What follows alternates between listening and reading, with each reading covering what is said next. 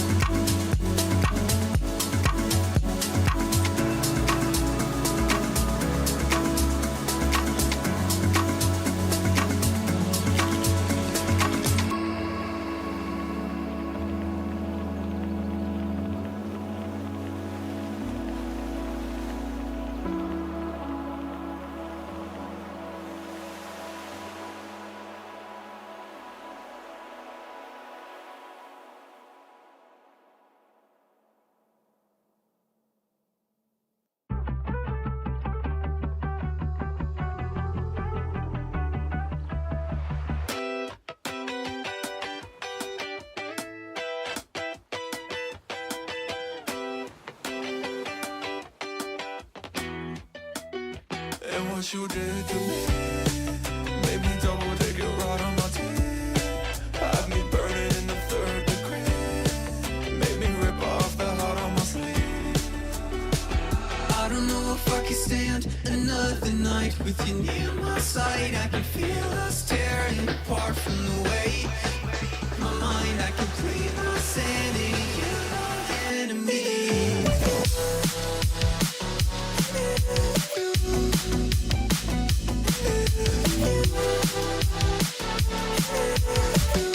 You're my enemy.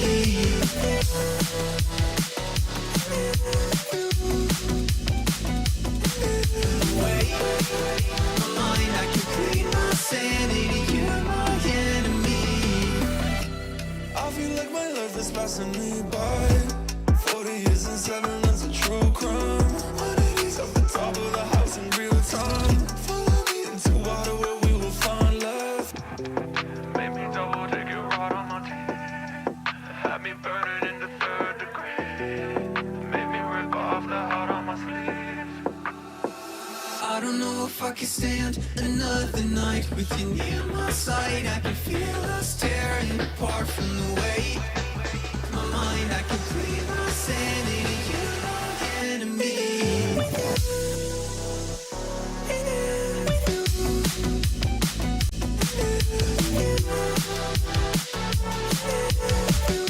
You're my enemy.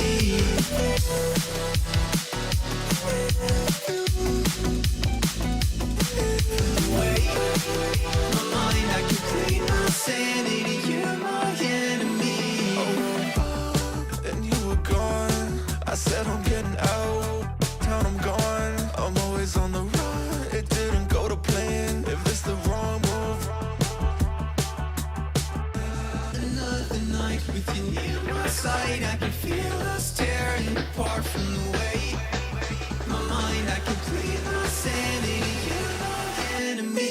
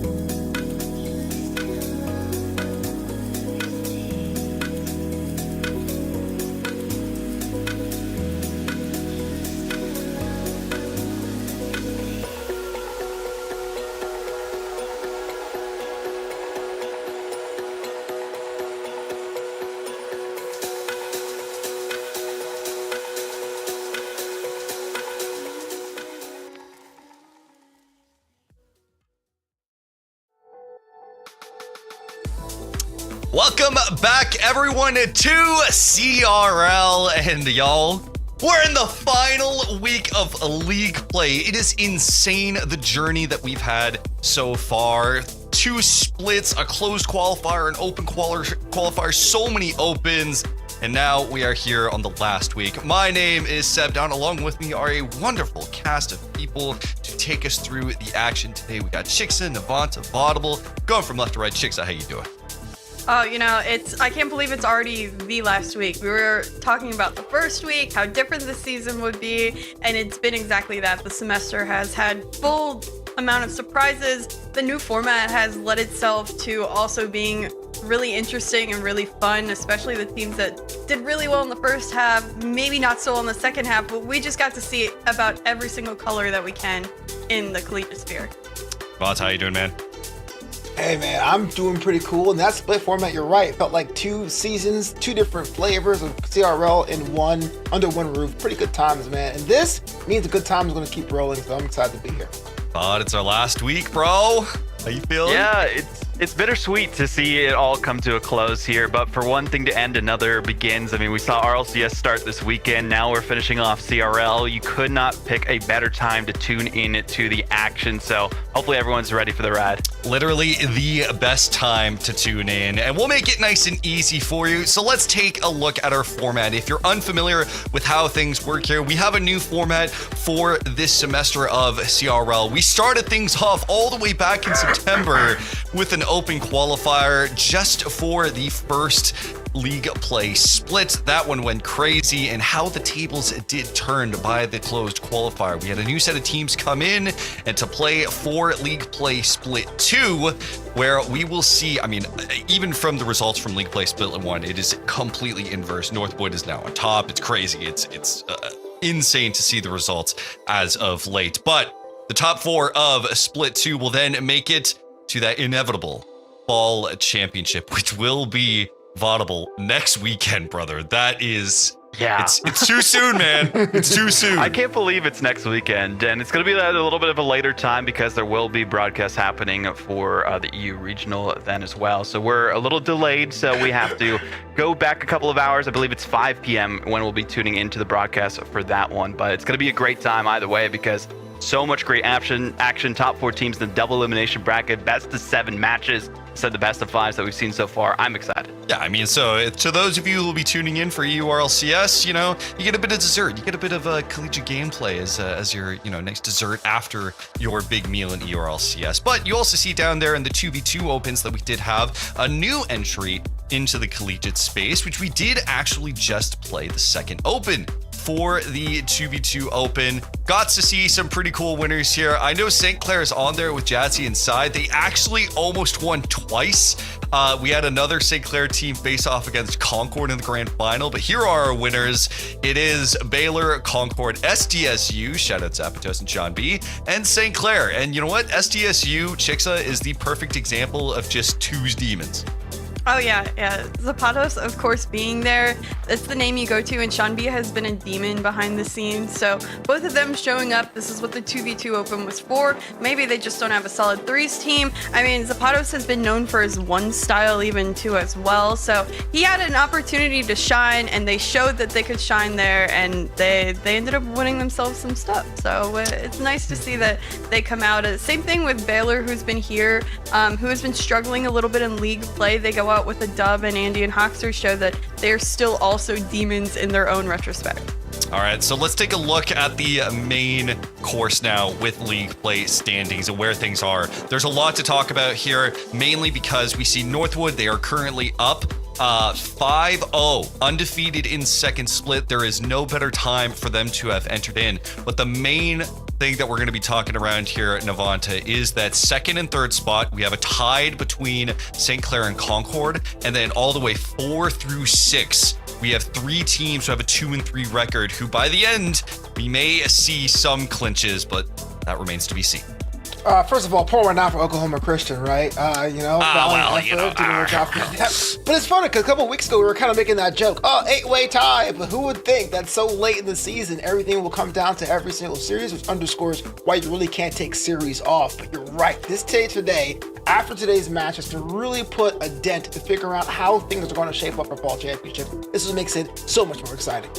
So we are, there's so much on the line when it comes to both these teams, both of the, everyone on this standings. Again, the 5-0, the ties that we have across the board. And we're going to be seeing a lot of these teams, in fact, play today. A lot of teams are having to fight for their lives. Remember, it is that top 4 cutoff which determines your place in that fall championship. And through this match schedule today, some of the most important matches will be played. We're going to be kicking things off with Winthrop versus Baylor. Winthrop fighting to stay alive in that top 4. Concord looking to cement themselves as a possible top 2 contender, where they'll be facing off against OK Christian. And then later, St. Clair going to be going 4-1 and 4-1, battling it out for our third match. And then finally, VOD, Ball State, West Virginia. That could have serious ramifications.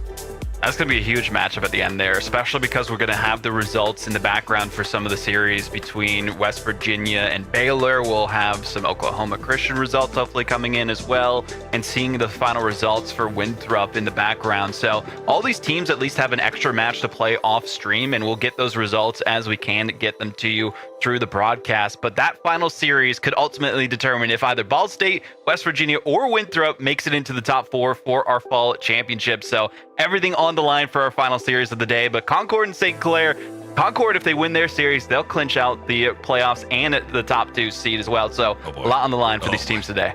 And just because we love you, just because we're homies, right? We're gonna keep you updated on all the matches that are going on. We understand this is like a prime time, end of season football kind of season right now, where there's so many results going on that you have to keep track of them. Just keep an eye on what the rest of the standings is doing as far as who's moving up and down. So we'll keep you updated as that goes along throughout the day. It's prime time. This is everything comes down to today for all of these teams, and we're going to be with you every step of the way. But let's get our first match going with Winthrop versus Baylor. Winthrop, we see, still fighting for that contentious 4th place spot, which, again, I'll throw it back to you, Chicksa, not where we expected Winthrop to start us at the start of this split. This was a team who dominated the first split, looked so good, and it seems like every step of the way throughout the second split has been a stumble. Yeah, Winthrop went 6-1 in League Split 1, and then they only lost to Northwood in a Game 5. Otherwise, they looked dominant. They had a 15-game differential, positive 15. That's just how good they were at the part of League Split 1. Now they've struggled in League Split 2. They've lost to Concord. They've lost to Northwood again. They've lost to St. Clair, but keep in mind, those are really the top 3 teams that we're currently looking at on the board. So they've lost to the teams that have kind of woken up when it matters. But Winthrop, of course, Garrett G, Percy T. Carell, we've talked to Garrett G a lot on these interviews on stream. They are a very cool, calm, and collected team. That's just his general aura as it is, and he's been so appreciative of being in the collegiate scene this semester. So I expect to see them playing on their A game today. If there's one thing that they're going to do, is they're going to sneak into that 4th spot as much as they possibly can. Yeah, Vaughn, you and I were talking about it a little bit in the back room about how both Garrett G and T. Carell were in fact playing in RLCS quals, and T. Carell had to, I believe it was T. Carell that ended up winning their series. It was indeed. And then be like, oh yeah, by the way, we got to play some very important CRL matches literally the day after. Yeah, I think it's all good fun. I mean, they played against each other. Ticarel and Kraken Seas, that team made it into the day 3 today. And then we also saw Garrett G with Gas make it there as well. But they're going to have to play NRG later. That's going to be a bit crazy. And probably in the back of the minds is this is a great warm-up for both these players for the matches that they have to play tonight. They get some energy out. They get to get ready and energized for this series, and what better way to do it against a team like Baylor? And Baylor's just been known to be that underdog that you cannot underestimate. They've got a Game 5 against so many different teams. They're basically the Bruton Parker College of the CRL currently, because BPC was the team that always went to 5, and now I get to see that with Baylor. What a pull. What a mythical pull. Yeah, no, I mean, like you mentioned, best of 5s across the board. They went full best of 5 against 2 of our top teams in Northwood and St. Clair, who shows that they really have the capability. Now, it's safe to say, I mean, unless a miracle happens for this Baylor squad, that Navanta, they're mostly out of contention. I don't want to say and assume, right, but they are 1-4, they're struggling, and they would have to literally see every team lose for them to get somewhat of a contentious spot. However, they're still able to do some damage, and I think that's what Winthrop is worried about.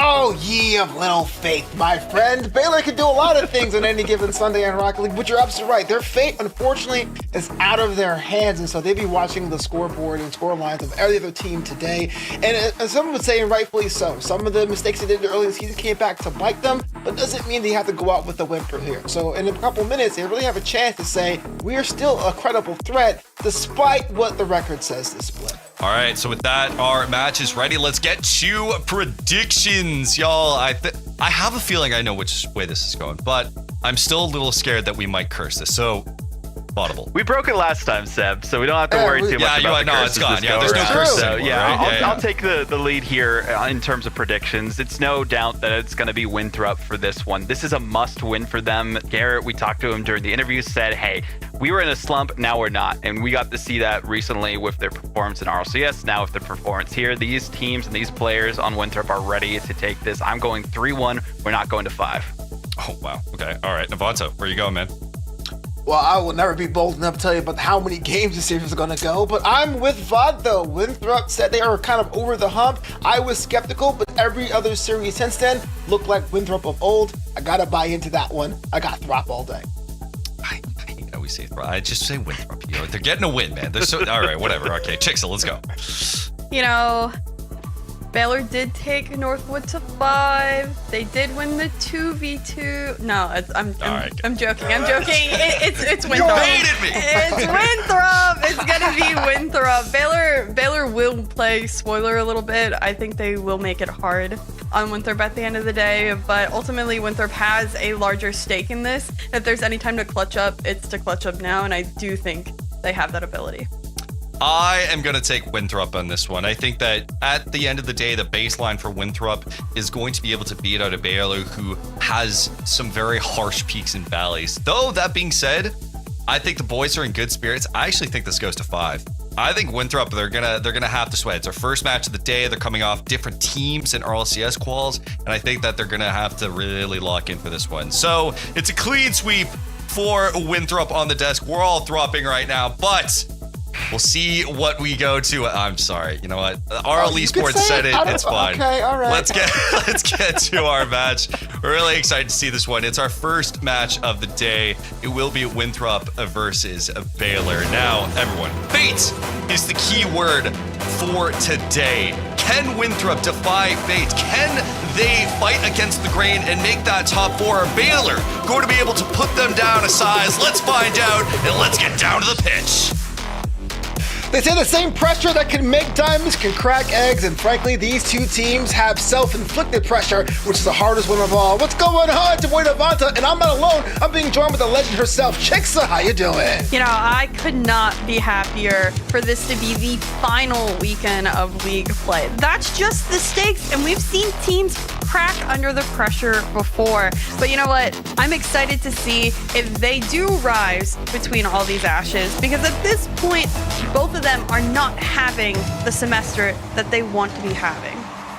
Yeah, absolutely. Imagine being in a situation where it's so late in the season, you're kind of like, now we can't make any mistakes, but already with the first game already underway, no mistakes are already happening on the dime. We have ourselves the first goal of the series. None other than Garrett G himself, just winning out on a 50 underneath. JT too far pushed up from his defensive position. I mean, Winthrop, they just catch Baylor off guard, and just like that, they're on top to start.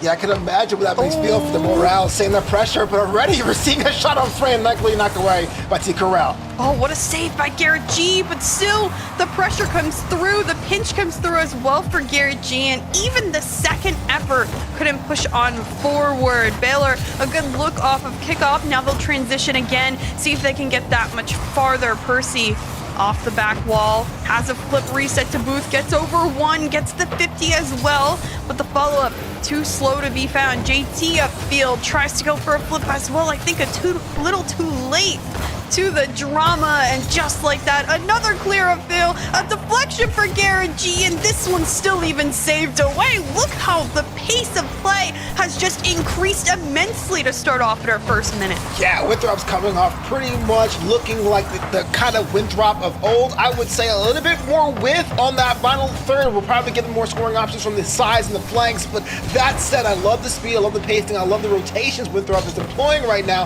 to really put the pressure early on a really favorite. Oh, right off the post, down and in. Percy got a nice pass from T. Carell off the corner. Unfortunate, I think JT or Andy may have gotten a piece of it. Yep, ends up deflecting it on in. A little bit of an own goal, but Winthrop, the pressure is just so hard to get through. Yeah, Percy doing that shot in traffic really says a lot about not only the offensive ideas from Winthrop, but kind of like the kind of helter-skelter defense from Baylor. Being able to have that much space to even put the ball on frame should really be a red flag or a deep orange one for that Texas side. Oh, Percy follow-up here from T. Carell's off the ceiling touch. Just like that, Winthrop gets a third. Man, they are looking so mechy today. Maybe it's just RLCS starting again, but I've never seen the teams look so warm to start off a game one. Yeah, mechy is the word. In fact, I was trying to say about Baylor defensive woes, but they were in the right positions, but did not really have the skill to knock that ball away. And that is very much a critical sign early on in the series when you're trying to be in a Westwood situation, but not shots left the frame. Can't believe he was there to begin with. The fact that the positioning has been just fruitful to have that offensive pressure continuously has really shown the changes being made. A little bit of a stumble here. Garrett G still finds a way to get in the way, but for now, Percy will be up beating Andy. T. Carell already upfield trying to deflect that one forward. Percy shot on target, easily saved, but Garrett G still puts on pressure. Winthrop relentless upfield. Yeah, but 90 seconds ago, I kind of lamented the fact that coming up front of that net, the Winthrop was kind of doing more of a vertical formation. They went wide, and you're seeing a lot more options on that scoring frame. You're seeing shots come from the sides, shots coming from upstate, right down the middle, and that tells you the variety is the second phase of this offensive attack.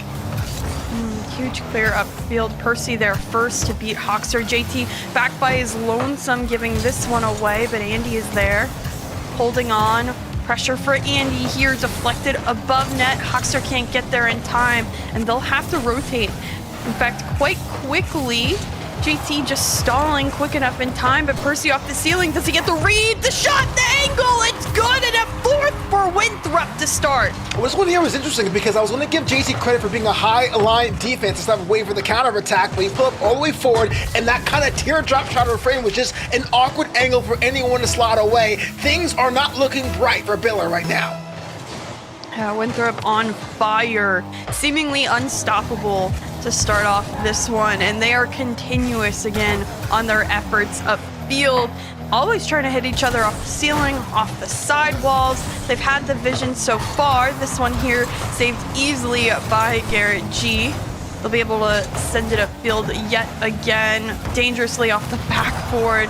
Baylor doing their best to release a lot of this pressure, but there's always somebody in the way for Winthrop. Somebody's still looking. JT sneaking this one down, but Andy even can't get through the defense. T. Carell thwarts this one away, and for now, again, Winthrop manages to be upfield yet again. I think the story of game one had been Winthrop's offense, but that defensive rally was pretty cool from them. Baylor found a way to poke through the defense right out to the line and was denied at the line possible moment and almost gave up a goal. Another one. This right here is a complete performance both ways from Winthrop. This right here is a statement game if there ever was one.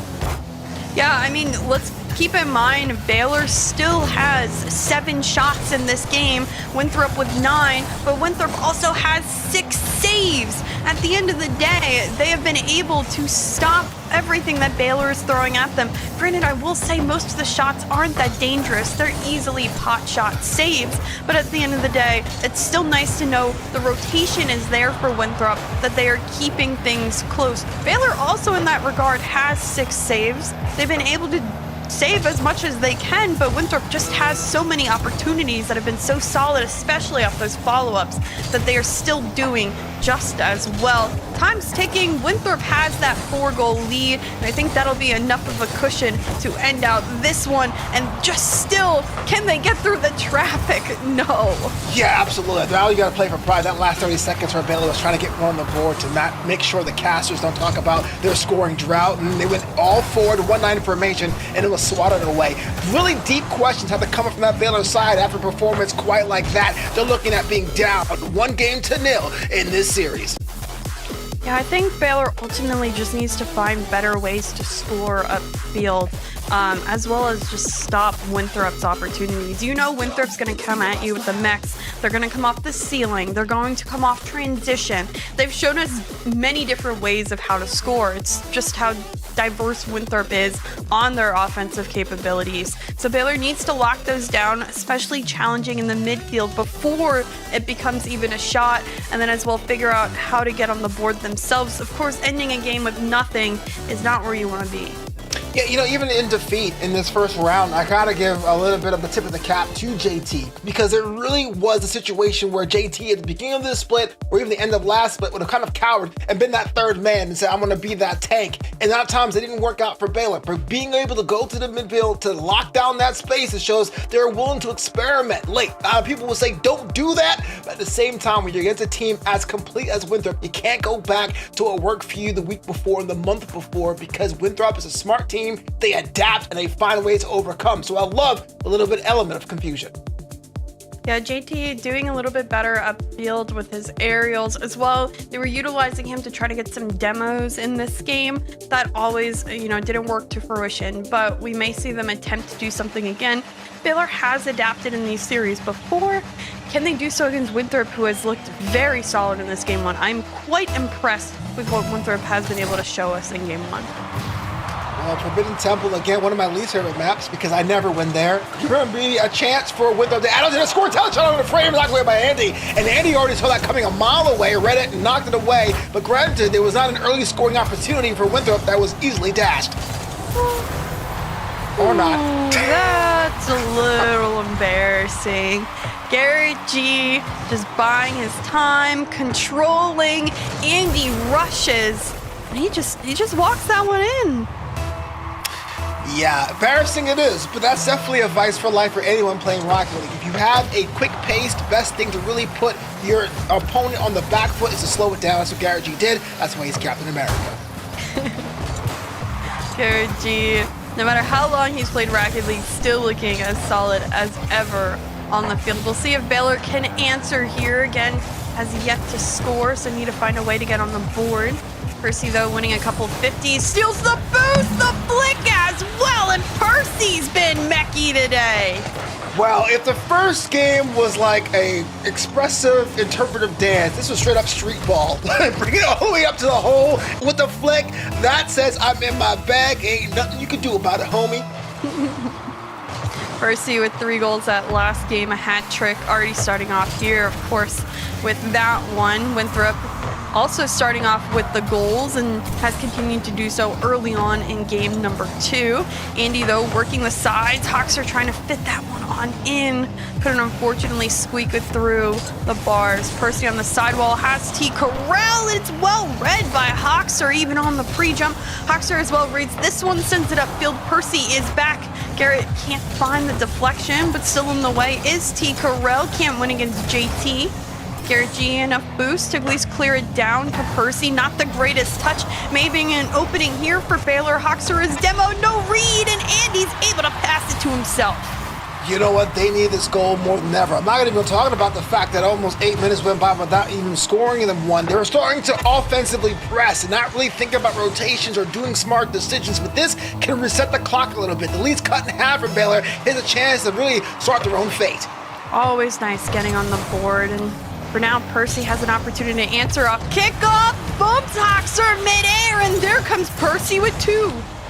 All right, well, I said cut the lead in half. How about the lead's doubled once more? Percy going airborne, but again, the control to go the opposite direction and for a near post. That's something that's a big brain play that tells you you have time to think of it. That tells me you're confident in your own skin, and that tells me Winthrop is going to keep continuing this onslaught.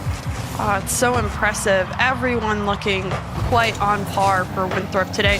Normally there is someone, maybe not feeling it. I'm not going to say a weak link, but, it's not everybody's day always when they play, but everyone looks on for Winthrop, and they're doing so well. Percy again upfield has a blocker in T. Carell, but can't get past Hoxer. Hoxer has some time, tries to get past Garrett G. This is defended. Andy, slow. Hoxer on that wall, tries to go underneath for Andy, but T. Carell again in the way. JT may have came through, but Andy as well sends it up. Can JT find it? No touch here. Hoxer still upfield as Andy waits in the back. This one pass over to JT. Shot unfortunately off the mark, and Andy follow-up won't be on in either. Well, it was an optimistic attempt at goal, but of course, in situations like that, you want to make sure that any shot you have near frame goes in. JT tried as he might, did not have enough juice on that, but the real issue I have, it does feel like Baylor is split in half. It feels like Andy's playing one game, and Hoxer and JT is playing another game, and they have to go back to what worked for them. That 3-player cohesive unit which brought Baylor to the dance. Andy off the sidewall. Doesn't have much time as he gets bumped away. No boost as well. Hoxer stuffed by Percy, who beats the entire defense but doesn't have an angle to make that shot. Garrett G off the post. Andy and Hoxer, a little bit of a double commit. Could be dangerous. Andy to keep it there. JT chasing, finds the shot underneath, but Percy's even there to find the save. Winthrop's defense has been so solid, and now the transition upfield puts on more offensive pressure again. Nothing more frustrating than trying to find a shot that really confuses 2 of your opponents, and automatic Percy comes over, turtling to say, not today. That right there is a game-breaking save if I ever saw one. Winthrop still staying solid. You haven't seen the slightest bit of panic from them in a lot of these plays. They've stayed grounded when needed. And even now, managing to get touches upfield. T. Carell to take over for Percy. Flip reset here, manages to push it through, but Andy still blocks with Hoxer. This one a back pass. JT up in the air on transition. Flip reset here, puts it over. The follow-up won't be there, and nobody's still committing. Hoxer's shot on the mark, but Garrett G to save again. 6 saves for Winthrop. Off of the 8 shots from Baylor. Everything is so close to being on in, but it keeps being saved. Baylor supporters seeing the growing frustration. Andy thinks he's at peak Kobe. He's going to shoot, going to pass, going to do everything by themselves. And I kind of understand the shooting accuracy of Baylor is going to be a developing story here. And it's something that's costing them games. Winthrop with another one. Percy, another hat trick as well. This is his 3rd in game 2, had 3 in game 1. Just catches the defense off guard, but I can't blame Baylor for just trying to go for it at the end of the game. When you're down as far as you are, you just do your best to throw it all out there. 40 seconds left on the clock. I think Winthrop has given themselves a cushy enough lead to secure game 2 as well. But you never know what can happen. Baylor at this point just needs to go for some momentum, or at least for some confidence. I'm with you, chicks, about going for it, but that's something you do when you're down by 1, right? You're down by 3 late second moments. That just has a lack of discipline. You got beat 2 different ways, it looks like, as it goes. But maybe I'm speaking too soon because Hoxer gets on the board for Winthrop. Sorry, with Baylor. Yeah, great pass by JT, and Hoxer always so good at those pre-jumps. They're jumping as quickly as possible to get there. Gets the fast aerial, gets to the ball quickly, places it nicely. You know, everything that you would want off of a shot. The kickoff goes well. Hoxer tries to place it away from Garrett G, but he saves it away. A couple of seconds left on the clock. Andy here comes out of nowhere, but Percy, again, defensively sound, puts this one away. One last opportunity as it'll touch the ground. Another 4-goal game for Winthrop. 2 for Baylor, though, this time. Allow me to jinx this, and I say maybe Vod was right. Maybe it was going to be a 3-game series, because what I like about Winthrop's wins is not so much that they won, it's how they did it. The first game were taken to the skies. It really was a game about finesse and some of that skill. This second game, took it to the ground, saw Baylor what was doing, trying to be more of a gritty team. As we always say in best of fives, teams are more aggressive in those even number games, and said, we're going to take it to the house in the most street ball level way possible. And now they're at series point. Yeah, impressive performance by Winthrop again. Actually getting outshot by Baylor 11-8. So Baylor is trying to put on the pressure as much as possible, but when you don't get those goals right now on the offensive end, the transition has really caught them off guard by Winthrop every single time. You need to just be going for the better shots. Stop going for the pot shots or the balls that essentially give away possession. At this point, you need quality over quantity, especially against a team like Winthrop. I'm not trying to single out anybody, but Andy does all that work on the back half, brings the ball up and passes it to Hoxer. Hoxer has to be the one to slot that in. I understand the defensive wall of Winthrop is almost insurmountable, but you are trusted of keeping your team in this game, in this series. You got to find a way to get the back of the net. Absolutely. Well, if there's a time for Baylor to come alive, it is now. On match point is Winthrop. One more game and they get a very monumental series in order for them to stay alive, of course, in our league split. Otherwise, dropping a game differential could mean everything on the final day of league play. Well, I can tell you one thing, Chixa. I did not think how close it was going to be, where we're saying slots through 2-7. But the way these teams are playing tells you that they understand what's at stake. And we're seeing different tactics, and we're seeing different formations, and we know that the pressure is on all of them. But right now, Winthrop looks like they're playing with no pressure, and that is a dangerous combination. Couple of attempts for Winthrop all go by the wayside. Andy has an open net to work with on transition, and Baylor on the board first. Oh, Baylor opening and scoring. I like the sound of this one. Andy Golden. True, it worked for him before, but this time being a bit more selfish and not going for the pass right there on the button. 1-0 Baylor. Yeah, I believe actually T. Carell backflips on that mid boost I saw on the replay, so that ends up not working out for Winthrop. A mistake is made and Baylor capitalizes. Can Baylor capitalize once more? Shot by Hoxer off. Andy waits patiently. Percy just sends it upfield. Andy lets JT have this one. Another miss by T. Carell. So JT now upfield. Double demo here. JT gets past one. Almost gives it back to himself, but T. Carell back. At least can send it away temporarily. Andy on the mark, but Percy there last second saves and sends it away. That was a rare defensive miscue from Winthrop, is having everyone hang out on that right side, trying to over-fortify that flank, and Baylor couldn't capitalize. But it is cool to see that Winthrop is not necessarily undefeatable, because Baylor did the hard work, just couldn't get it past the net. Another clear out, but Garrett G has control, sends this one into Hoxer, the 50.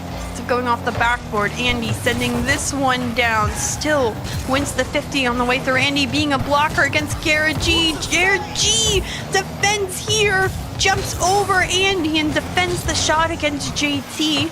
This one now stays on the side of Winthrop. Another clear by Garrett.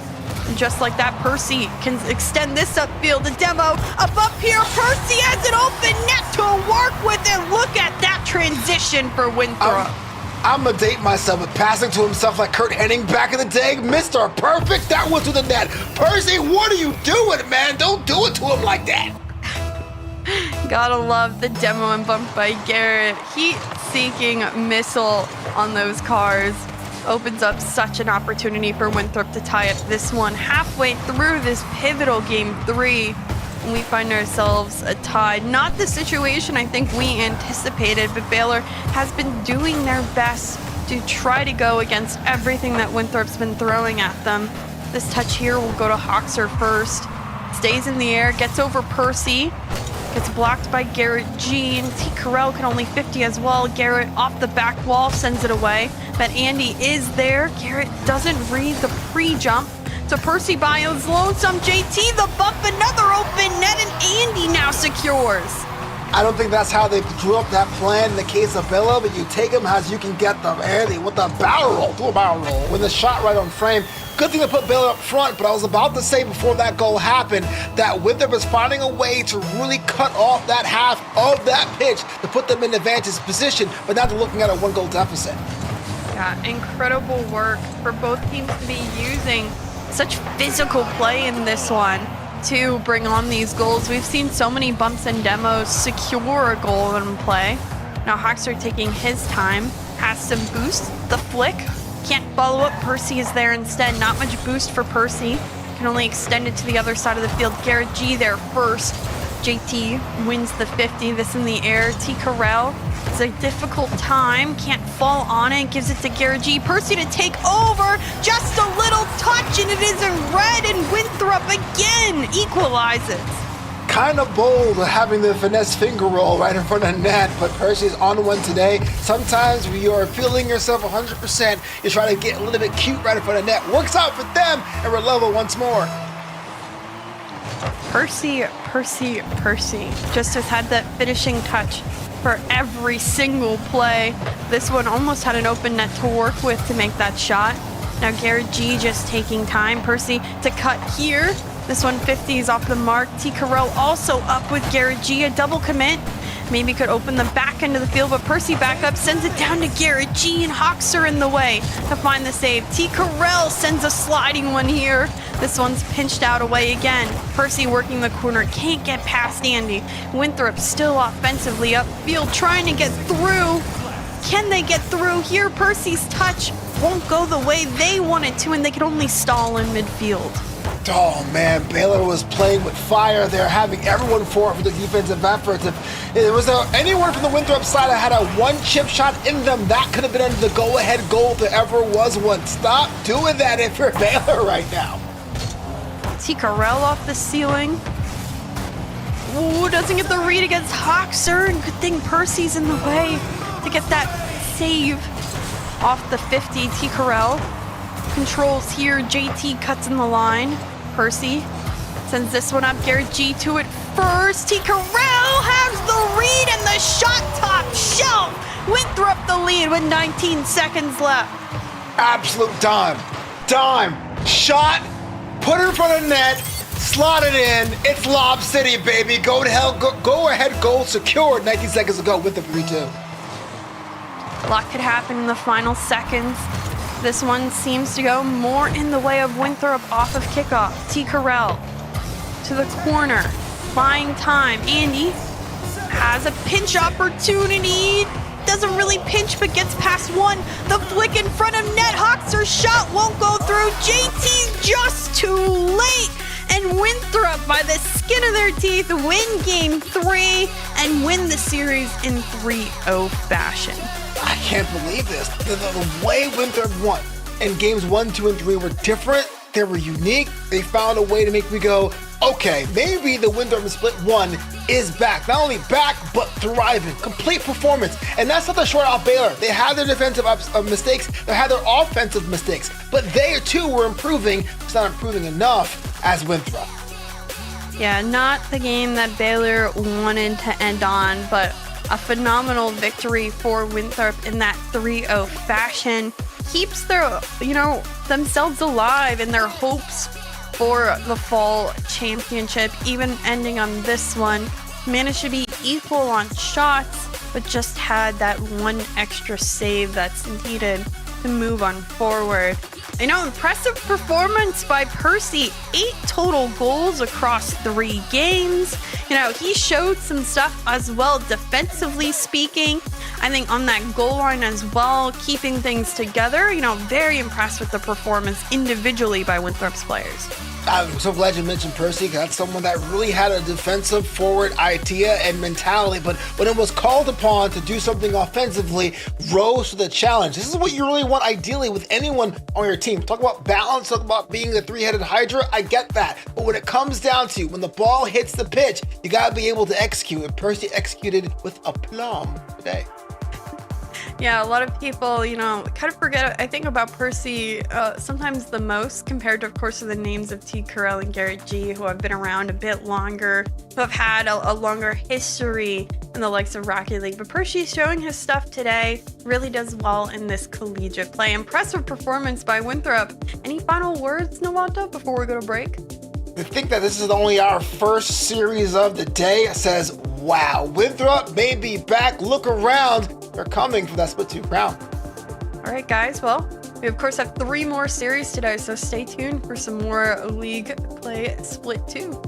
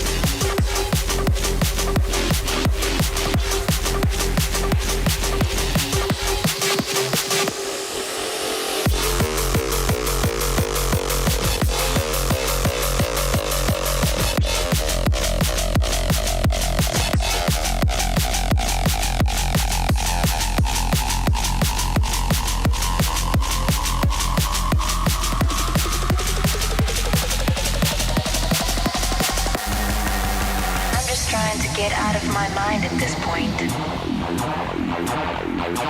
I'm just trying to get out of my mind at this point. I'm just trying to get out of my mind at this point.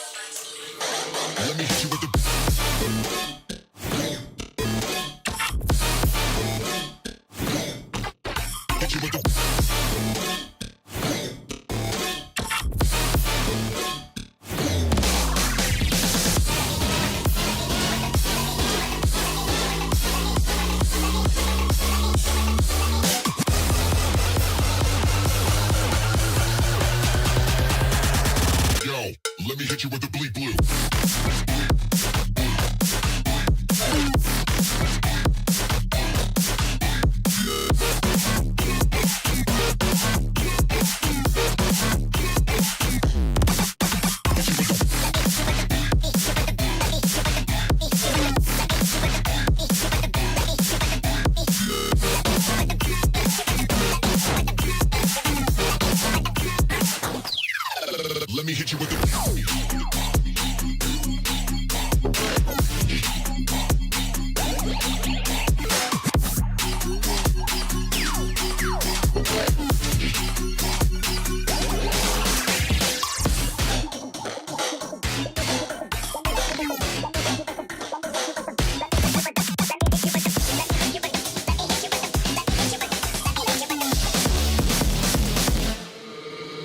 hit you with the.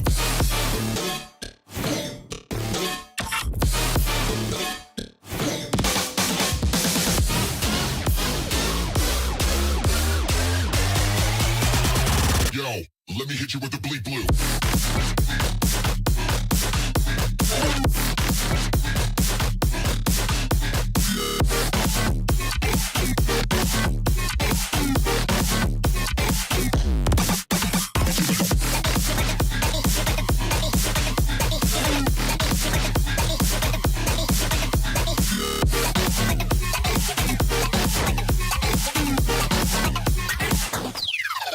Let me hit you with the.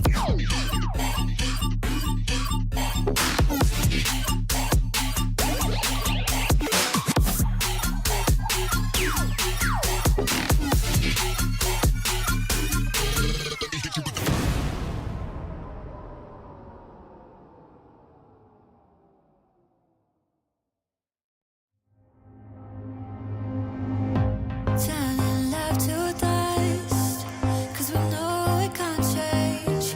Feeling what we lost, but we still come back for more. Running out of time, but the hands are missing. It's an uphill climb. No more, no more. I see you hide. The stars aligned, and we had everything to heal us. No fear, no fight, as we decide to put the distance back between us. Take it away now. Take it away now. Are you letting this go? Take it away now. Take it away now. Are you letting this go? Are you letting this go? Are you letting this go?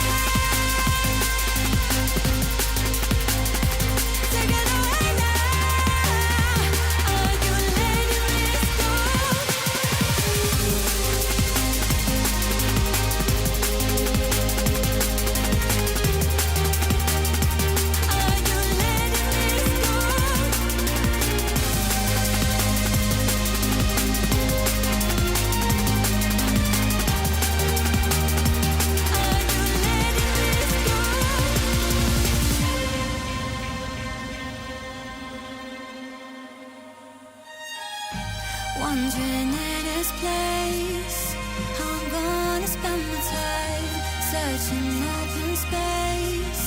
So we still come back for more, leaving it behind. Isn't always easy, but how we tried. No more, no more. I see you hide. The stars aligned, and we had everything to heal us. No fear, no fight, as we decide to put the distance back between us. Take it away now. Take it away now. Are you letting this go? Take it away now.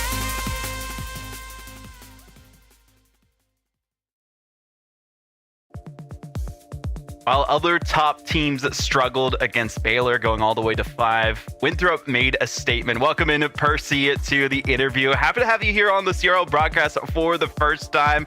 Talk to me about the vibes going into the series with your team. It felt electric from you guys on the field, and I'm sure it was off the field as well.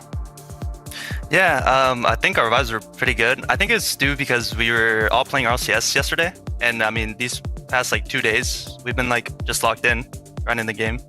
And especially for me, it helped just having those RLCS scrims and stuff back up. Because I don't think I was playing like great the first couple of weeks that we like had matches and stuff. But now that like RLCS scrims and stuff have started back up, like I think I'll be back at my top again.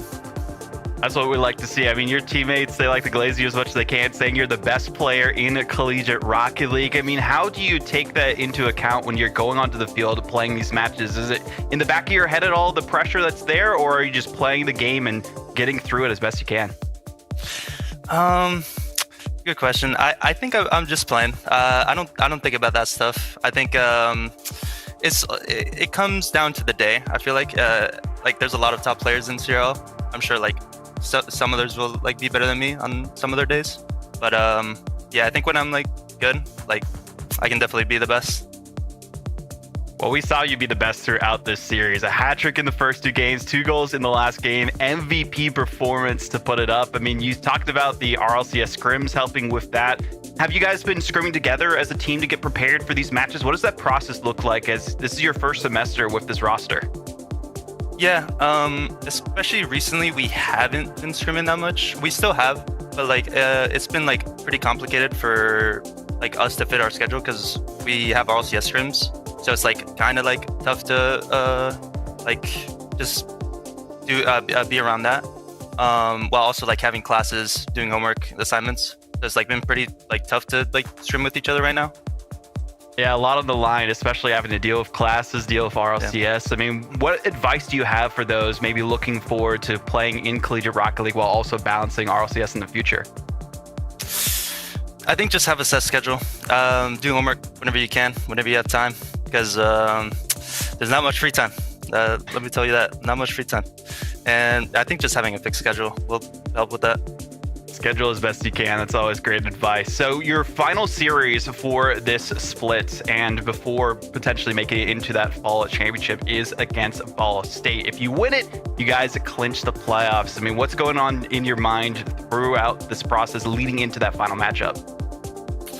I think we're just gonna take it easy. I think playing our game. We've been playing good in warm-up and our warm-up scrims. We played good in our series. I think just not overthinking it. Because I think if we overthink, it's gonna lead to pretty bad situations. Ball State are a pretty good team. I rate them pretty highly. So we'll see how it goes. Well, best of luck in that series. Any final thoughts or shout-outs that you have, Percy? The floor is yours. Shout out to my teammates, TKRL, Garrett. Shout out to the Academy team too. Barry, Phantom, and T-Neck. They've been grinding, putting in the work, having good results. And yeah, that's it. Awesome. Well, thank you, Percy. Best of luck in your final series. We'll be keeping an ear out for exactly how that one goes down. And also good luck in RCS later. Thank you. Have a good one.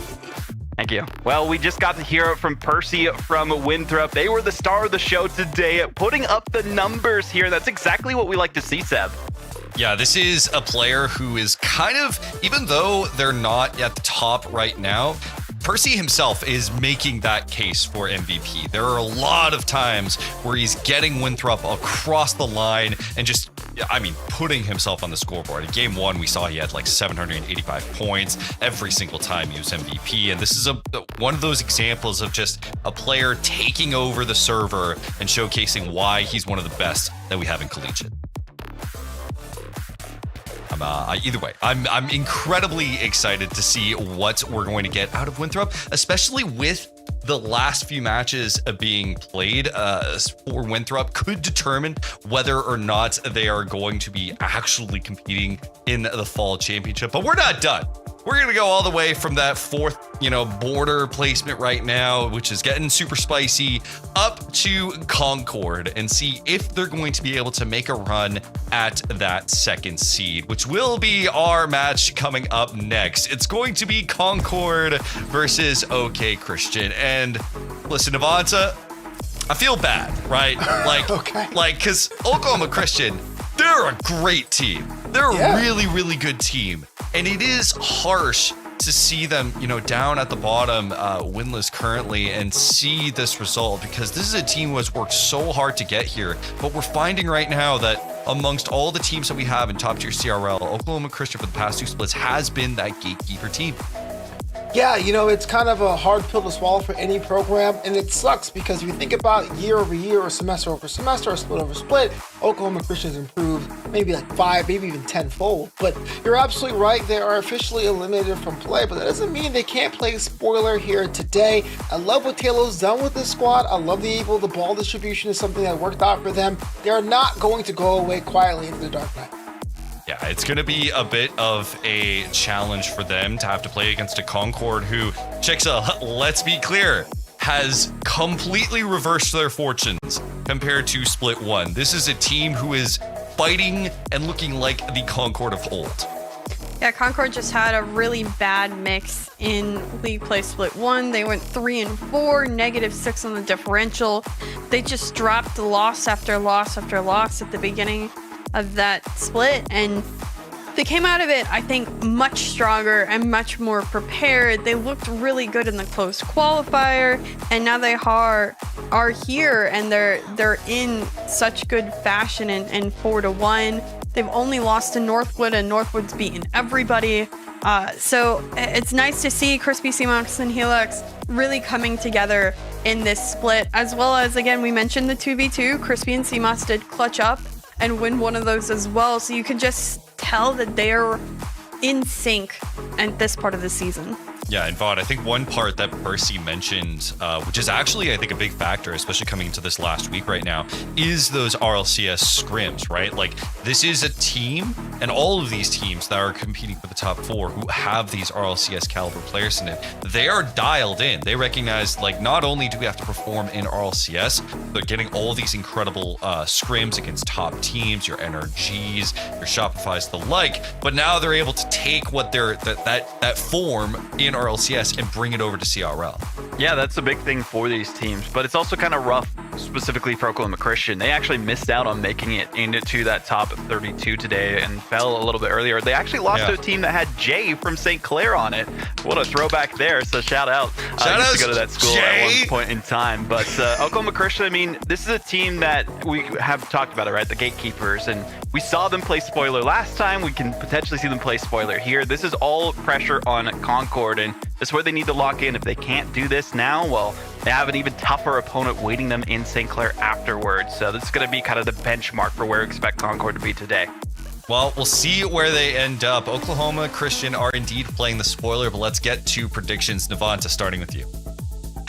Hard to say, because on paper, Concord is every bit the stronger team, but I'm going with Oklahoma Christian, man. I think there is a thing about being the spoiler above. It means a lot to them to really play with pride. OKC's my choice. Okay. Oh, I'm at. Okay. All right, fair enough. Okay, moving on. Vaudable. I'm just. hey! My words have been taken out from me based off that. So Vaudable, please get us back to reality here. I was about to say, yeah, let me bring it back in for a second here. We saw Concord struggle in the first split, but this is the one that matters most. If they win this series, they are in it to that fall championship. They're going to come out on top. We could see it go further games. Typically 3-1 is what we witness in terms of Oklahoma Christian, because they're so consistent with taking at least game 1 or game 2. But I think at the end of the day, it's going to be Concord. Makes sense. You know, I'm also going off how hot teams have been outside of just even league play, and Concord has looked really good elsewhere. We've mentioned a lot about RLCS practice. We've mentioned now about 2v2s, and they've looked really good. So I'm going with Concord on this one. They are prepped and ready, and we've seen across even the games today how being in, you know, I think prime part of Rocket League again has really shown that everyone's awake and ready to play. And that's the key factor. Everyone is ready. They understand the importance, which is why I'm going for Concord for this one. Spoiler or not, I think Concord know the mission that's ahead of them. They know that the one team that they have to beat to get that second seed, which does account for a lot, will be St. Clair. And it's the one top team they haven't been able to usurp just yet. And getting on that road will be all the more important. So it's going to be Concord versus Oklahoma Christian for a second match of the day.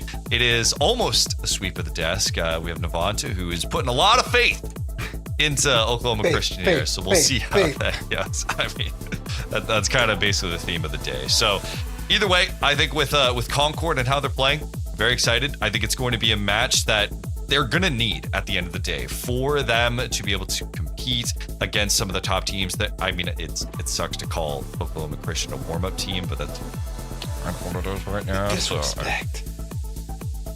You know, when they win, I want an apology. I'm just putting it out there. Yeah, I'll give you one if you really want one. We can make it work. But at the end of the day, for now, it is our second match of the day. It is the first of Concord's doubleheader. It's going to be Concord versus Oklahoma Christian. Can OKC play the spoiler to Concord, or will Concord get on the road to that second seed with St. Clair in their eyes? Casters, please take it away.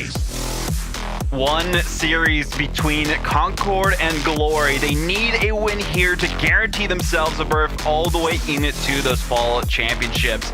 This is the matchup of all the pressure and stakes on the line for this team, so they need to put up the numbers or else they're going to be swimming with the fishes. Yeah, I mean, OKC absolutely has the opportunity to play spoiler, but they have yet to win a series in League Play Split 2. And from what we've watched, the thing is this team plays very unconventionally. Maybe that'll catch Concord off guard.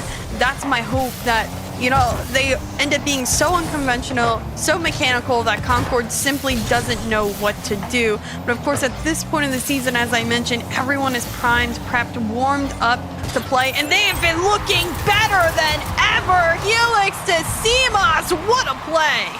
Beautiful synergy from Concord, and this is what we were hoping to witness at the start of the semester, but now it's been turned up to 11. Helix with that perfect passing play and just a deliverance into the back of the net from Samas. G-Man can't do anything about the power behind that shot. And it's wonderful as well that Crispy from the defensive end was actually the one to put the ball upfield. So a total team play to start off game one. It's what we expect. Another little passing play here, and CMOS can't put it on target. It's still nice to watch. This one, transition for Oklahoma Christian, and can't find much off of that. Helix has touched those soft. CMOS to pick it up, sends it over to Helix. We'll have some boost after that steal. Doesn't get a touch here. Crispy has to dodge a demo, so G-Man has some space off that side wall. Little bit of a side flick, but this one saved easily by Crispy upfield. Yeah, decent pressure from Oklahoma Christian once they got possession of the ball. That's what we like to see from their side of things, but only a single shot apiece for both teams, and one worked out a little bit better for the side of Concord. But as we mentioned, that Chile trying to see what they can do. I mean, Oklahoma Christian didn't have the best of results this last week of competition. Rough spots here in CRL and in other collegiate competitions as well, so they need some sort of a bounce back, a revive on their side to get them back into good motions. And right now, it's not what we're seeing on defense, especially with these passing plays coming through. Yeah, another great pass from Crispy to CMOS. He just gets it off the ceiling, sends it down to CMOS, who's patiently waiting in front of net, and all he has to do is put a little push on forward. CMOS has just been fed by both of his teammates to start off in this game one, and it has shown well for them as they've scored on both occasions. Granted, maybe another transition opportunity here for Concord. For now, it goes by the wayside. Another solid 50 by Crispy, and this one ends up going on in. That's not what you want to see on the defensive end for Oklahoma Christian. Chile was wise to take that up in a way, but not fast enough to the punch. Instead, Crispy will dunk it right in front of their faces yet again. Every time we've seen Oklahoma Christian go up for a challenge, a clear, any sort of possession, except the first shot we witnessed from them, it has been a Concord counter, and they keep up this pressure game. That's exactly the way that they want to play it, not give Oklahoma Christian any time or room to work with, especially with demos like that.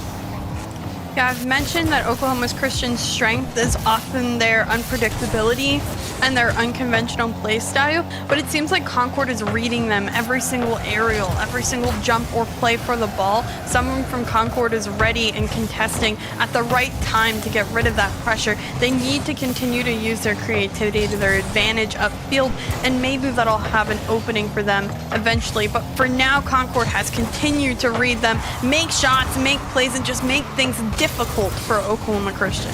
Already seeing so much more pressure in the first half of this game from Concord. It's not the Oklahoma Christian we're used to witnessing. They've been pretty decent on defense, had a lot of saves in the past, but for now, Concord has been in the driver's seat until now. G-Man with a great check up, and we got to see some good looks from North. A great deflection onto that backboard, follow through as well. Samas giving them kind of an assisting touch into the center of their own box, and with nobody home, it's going to be an easy goal for Oklahoma Christian.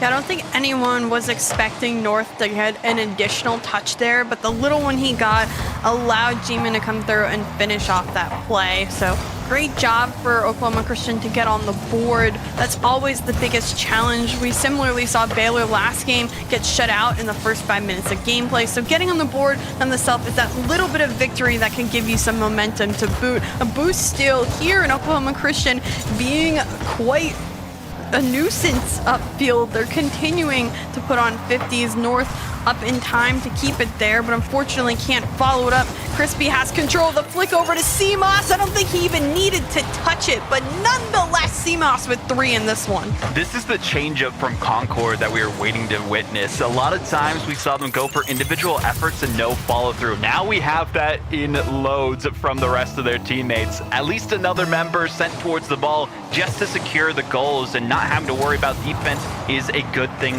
for them. 4-1 is exactly the state they want to be in, but we'll see if they can keep this lead for now. Yeah, it's exactly as if Concord is almost playing a 2v2 in certain sets of the field, and those little passing plays and working with one another works out so well at the end of the day for them. So nice to see this success on the field for Concord. Still right now, Oklahoma Christian is doing their best to try to win defensively. A couple of missed touches here, and G-Man has space. Had a bump as well upfield by a teammate. The pinch off here will go in front of net. Chili can clean it up in a second for Oklahoma Christian. And speaking of seconds, this is the second time we've seen a little bit of a mistake clearing out in front of their own box from the side of Concord. Yes, it wasn't intentional, but it still is going to end up in their own demise there for now. And 55 seconds is plenty of wiggle room for Oklahoma Christian to turn things around on a dime. But we'll have to see Concord if they can take control of the ball and get it away from G-Man specifically, because they have been a menace on the offensive side. Still time, not much, but there is still enough time for Oklahoma Christian. They want to make 1 or 2 plays upfield.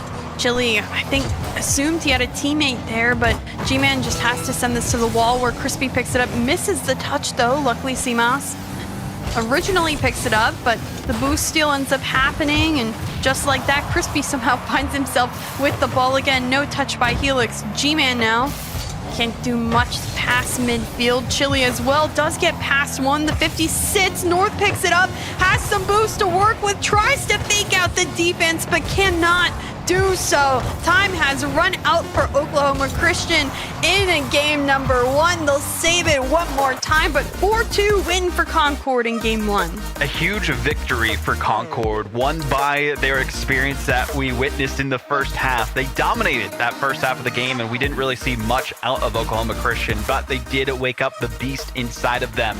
Getting to see exactly what Oklahoma Christian has made teams fearful of. The G-Man Chili combo, but also making sure that they can clear out the mistakes from their opponents. Every time we saw a mistake from Concord, it was converted into a goal, and that kind of consistency means that Concord need to tighten things up defensively if they want an easy path to victory, because for now, it's going to be a rocky road ahead of them.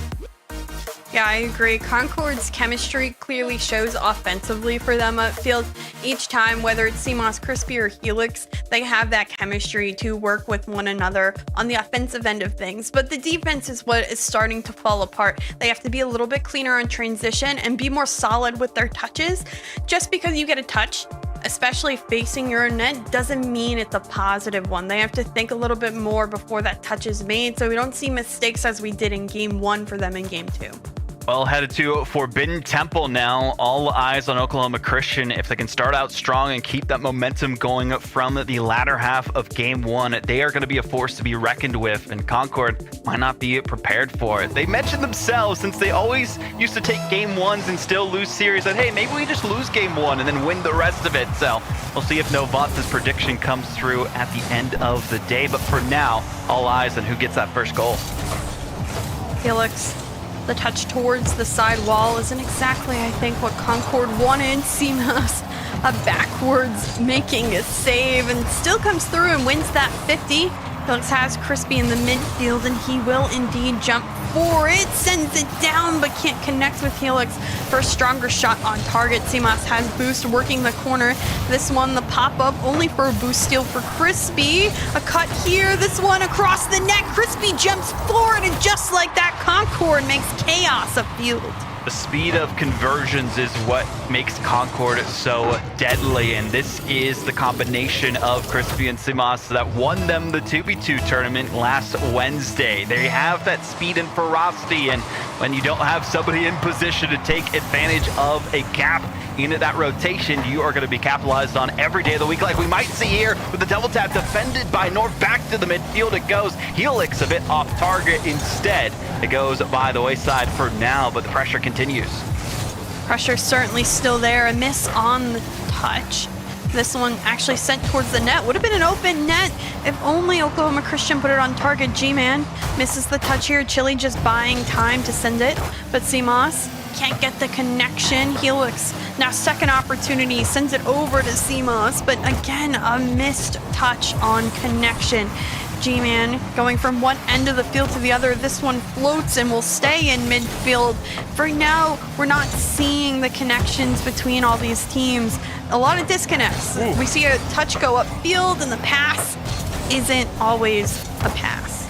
Concord are complacent, it feels like right now, in terms of their offensive pressure. They know that, hey, we got that first goal, we can do much more with it, but because they're giving this presence of mind to Oklahoma Christian, that gives them so much wiggle room to work with. They take advantage of this. Simas actually sets that one up on a dive for Chile from the 50-50, and nobody's there to stop it. Yeah, it's sloppy touches again that cause it. If you're gonna put that into your corner, then you have to have that ball roll up, stay in the corner. That corner is one of the safest parts in the field if you have control of it, but clearly that is in control when it pops out dangerously in mid. That one just as dangerous. Simas sending it away. Crispy doesn't have control of the ball off that sidewall either. The shot comes through here. G-Man comes down to save it. Can't see a blocker anymore. Simas off the ceiling. This one goes, almost reads, but can't find it here as well. Another shot on target, but North saves it away. Helix will also try to put on some pressure here, but only can get a 50 towards the side wall. Gotta be careful not to overextend themselves as well. We've seen that happen too often for Concord, and teams like Oklahoma Christian are built on that counterattack style, and they wait for their time to strike on defense and turn things around, exactly how we saw the last goal happen. But G-Man keep that pressure going as best as they can. The centering chance, but good heads-up play from Simas to get this cleared out, at least for now. Concord, they've been put on notice against their opponents, and even with all the shots that they put through, there's another one coming out from North right in front of the net, and Chile with a back flip it in.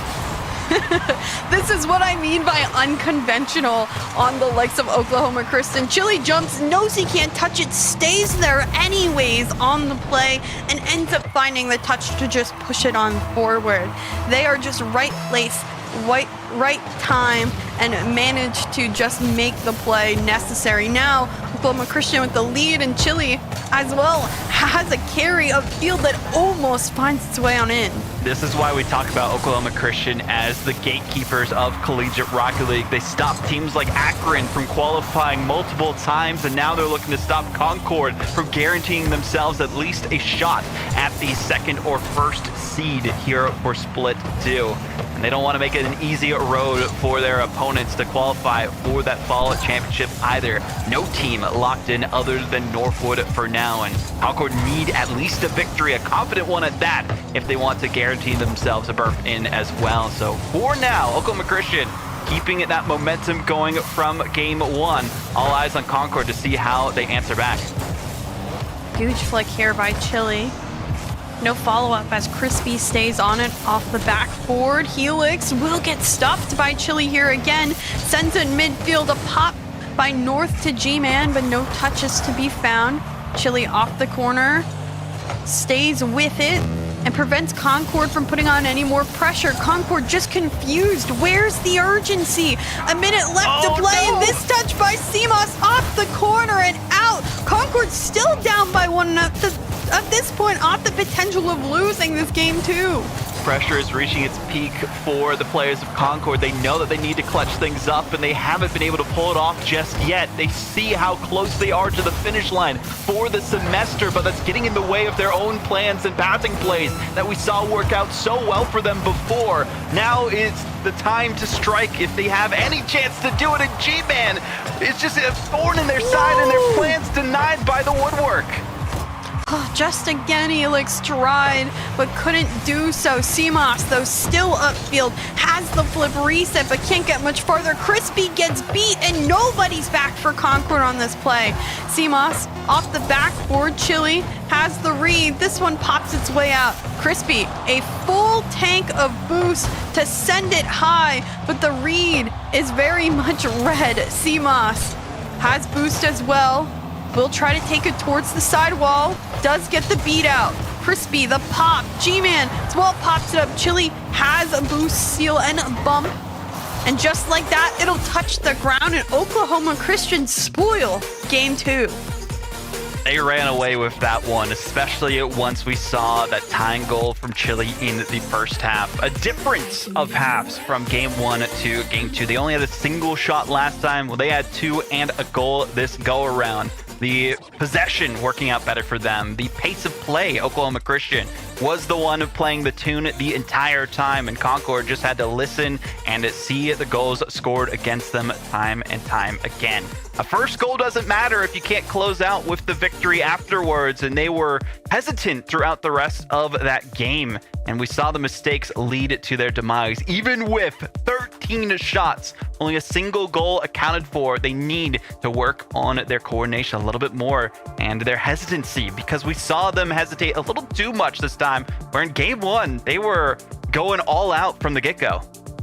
Yeah, 1 for 13 has a feels bad moment when you just can't find a way to score successfully. Oklahoma Christian with 8 total saves. You mentioned how that is their play style. It truly is. They like to sit down, they like to defend, and then they like to go off of transition and just catch Concord off guard. And that's exactly what they did. Concord need to change things up. They need to show that sort of chemistry defensively on the field, be better prepared, and they have to be more successful upfield to score as well. I haven't seen bumps or demo plays from them. I haven't seen wacky mechs since game number 1. They have a lot to adjust going into this one. This is the consistency of Oklahoma Christian that got them into Collegiate Rocket League play. And well, now it's taking them 5 series to warm up that they all fell by the wayside themselves, and they're looking for a win to try and close out their semester strong. Again, still some of that scholastic prizing available to them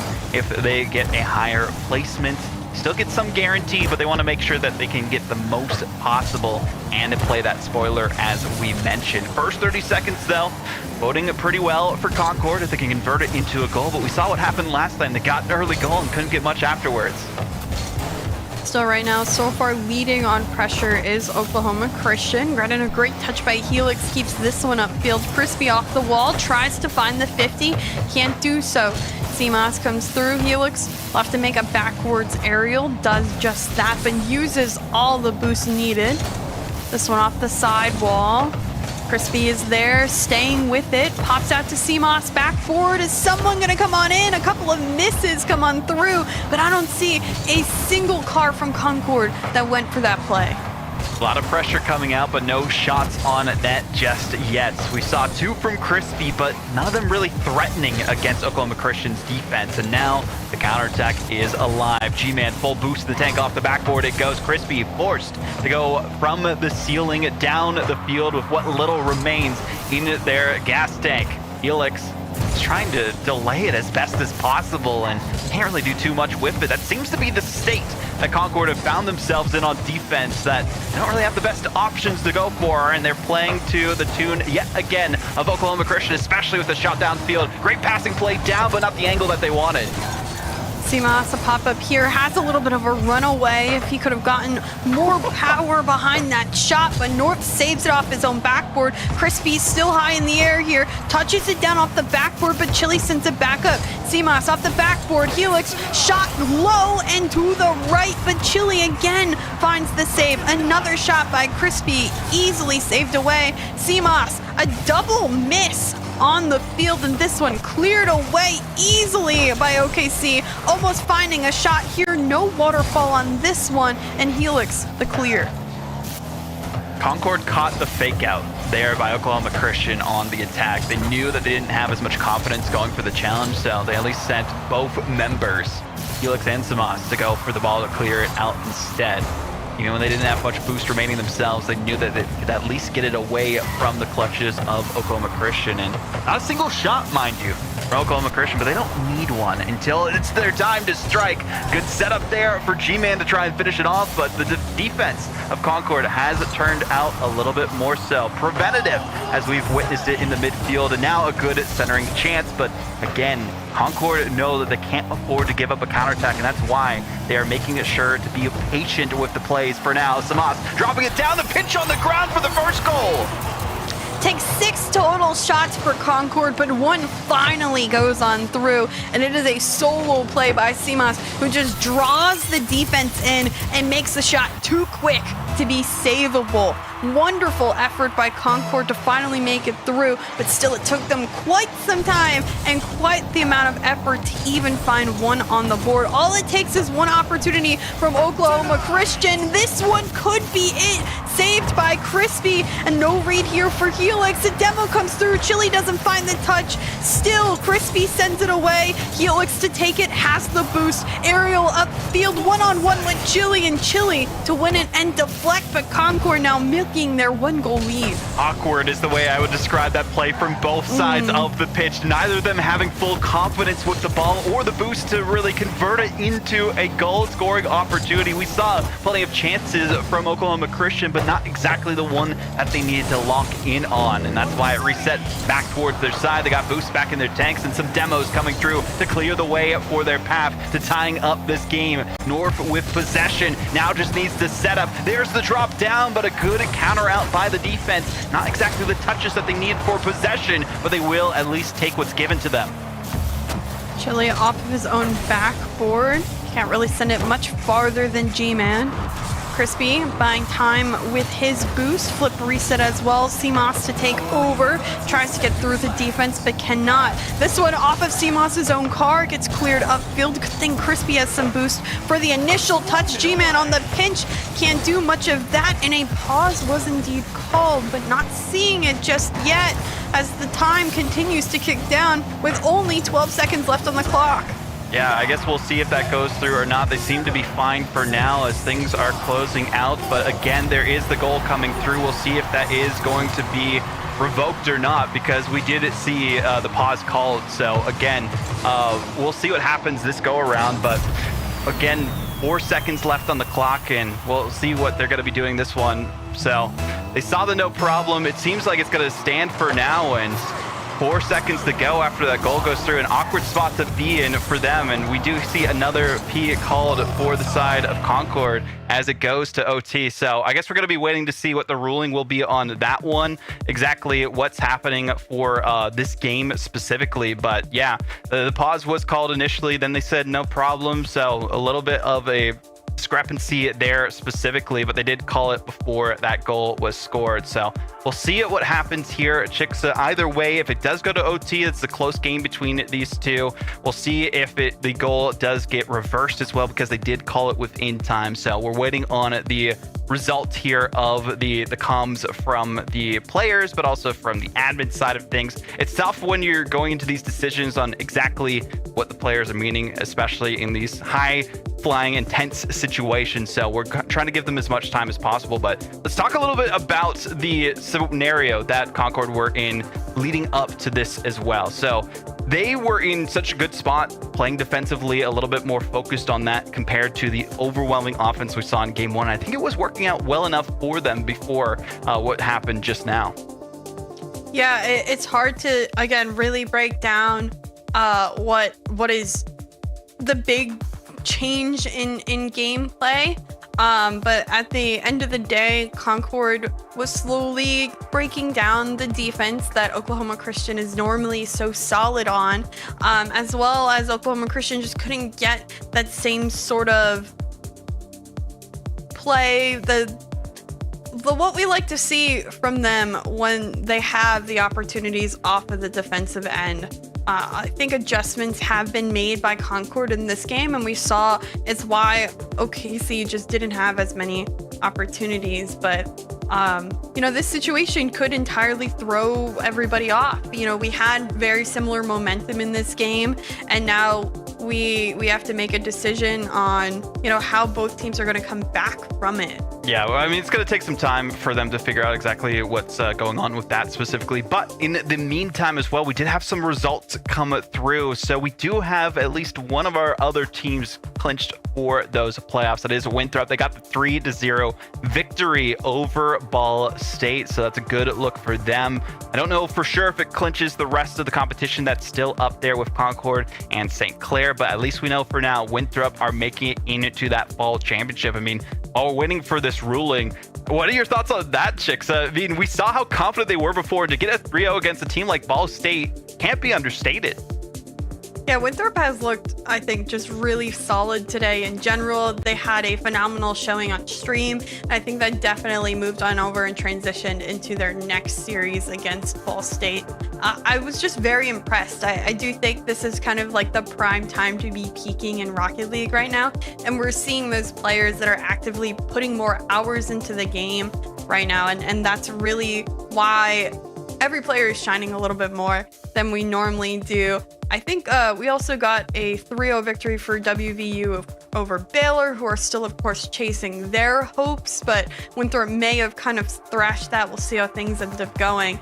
But, you know, these teams are peaking at the right time in that 3-0 fashion. Yeah, it looks like even with WVU, if they get 2 3-0s, gain differential wise, with the series wins that we saw from Winthrop, they cannot pass them to get into the top 4. But depending on how Concord and St. Clair play it their series, if St. Clair come out on top on both of theirs and Concord lose both of theirs, we could potentially see a scenario where Concord doesn't make it. Still waiting to see exactly what's going on for that one as well. But it looks like we're going to be putting it back to the 16 seconds from when the pause was originally called. So that goal from Oklahoma Christian will be reverted because the players on Concord did stay stationary after it was paused for at least one of the players that called it. So we'll be getting the lobby reset, get back into the game as quickly as we can, and get into our last couple of seconds here, because Concord, they need this victory if they want to guarantee themselves that spot into the playoffs. Even with the win from Winthrop, this will secure it, guaranteed, not have to worry about any other tie scenarios that are happening there as well. So, I mean, Concord and Oklahoma Christian, I think when going into kind of a technical pause scenario and leading into, last couple of seconds of a game, all eyes are going to come down to, okay, what is our game plan for these last couple of seconds? Oklahoma Christian, they need possession. That's the big thing for them. If they can get possession of the ball, they look really confident with it, and Concord probably thrown off their game a little bit from this as well. I mean, that's a huge thing that Oklahoma Christian could take advantage of, tie things up and get us to that 1-1 that we did eventually see towards the end there. Yeah, I think, again, a pause scenario like this could really break your momentum in a series. So the fact that there was only 16 seconds left on the clock. That is some of the most important time in a game, is those final seconds and making one last push or play. So I don't even know where everyone was positioned. I can't even really remember that final 16 seconds, but likely, they had scored with about 4 seconds left. So there was a transition happening in the moment for Oklahoma Christian. That was their final push. So this being a reset before that could be a huge momentum change for either team. Yeah, it'll have to be a kickoff just based on how the lobby resets work. So they'll at least have that kind of break in the momentum. They won't be in like an odd scenario wherever they were on the field. It'll have to be some sort of kickoff. So if I'm Oklahoma Christian while I'm waiting for Concord to reset their internet, I'm practicing kickoff strats personally, just to make sure that I can know, okay, I can go for this way, you can go for this challenge. Let's do like a fake kickoff scenario, a Spanish kickoff. Who knows what their strategy is going to be for that. So that way they can take them down a peg that way and at least force that OT that we saw towards the end there. But Concord, again, this is something that's been plaguing them throughout the semester, unfortunately, is inconsistent internet. And that's why we typically saw them struggle in the first split as well. I mean, they struggled to come back in certain games. I mean, they had to go to game 5 against St. Clair and came out on top because of that as well. And that was one of the series we saw them turn their semester around towards the start of CRL League play. So, I mean, it's got to be a bit of a mental challenge to try and come back from that break in the momentum. You were locked in and ready. Now you're going to a kickoff instead. You're getting back into the game, and you're not as warm as you were originally. So we do see the players getting back into the server at least. So momentarily, we should be getting into that game once they make sure it is all good connection-wise for them. But I mean, how would you say, because I know you've coached Pace University as well, to lock in after disruptions like this? Yeah, so we've had disruptions in the form of, the new admin pause and stuff like that accidentally being used. So that's been a big thing. And it really is just keeping like your players calm. Both these teams have coached. Well, I don't think OKC has a coach anymore, but Concord has a coach at in least that does, yeah. So generally, the coach is there for, I would almost say 99% of the time, emotional support, and one actually like mechanical support or making small adjustments during a game. So it's keeping a level head, and if there were any glaring issues, to make the points made. But you don't want to give your players too much to think about when they're already kind of overwhelmed with what's currently happening. Yeah, you want them to focus in and be confident, or just reset.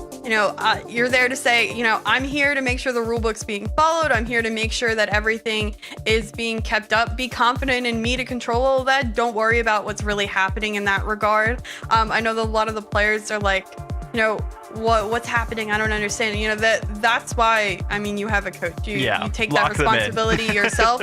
Yeah, you lock them in. Don't worry, I'll handle all the extra shenanigans, and you stay focused on the gameplay. One or two adjustments being made. Staying warm if you can, of course. Being in free play. If a bigger decision, like now we've been, I think, paused for probably at least 5 minutes. A couple minutes at least, yeah. So they've had like some time to talk amongst themselves, but they got reset. It seems their internet connection is better here. We are getting the official ruling here. It's going to be 16 seconds left on the clock. Concord 1-0. So once we get into the game, we'll be right back into the action. So we'll be off of a kickoff because, again, things have had to be tested so that everyone can make sure that they have a good connection to the server itself. But we will get things underway as quickly as we can. So it is 1-0 left on the clock here, because the goal that came in from the side of Oklahoma Christian was after the pause was originally called. So we will see how things go in these last couple of seconds. Will Concord close it out and make sure that they go up in the series 2-1, or will Oklahoma Christian get a kickoff goal or something in these last couple of seconds? All comes down to this here and now. Back on to DFH Stadium, 10th year anniversary, and back into the driver's seat is both of these teams' players. All eyes on Oklahoma Christian though, because it's up to them to try and tie things up if they can, or if we will see Concord close out this game and be one step away from securing their spot in the fall championship. Let's get into the match here, Chixa. Yeah, we will see if kickoff shenanigans really do happen. I feel like this season in particular, or this semester, has showed us some of the most interesting kickoffs ever. So this is where we are resetting, of course, to that 16 seconds. We are resetting to a kickoff scenario. Everything is being reset up and ready to play. They will have to decide. Yeah, I don't know if this is strat or whatever. They almost seemed like they were leaving and joining to be in a particular kickoff spot. It looks like both players who actually went for the ball faked for it first and then ended up the second man going to hit for it, but North does have the opportunity, sending it down. Crispy gets there first, doesn't get bumped, so this timer will end and Concord will win in 1-0 fashion.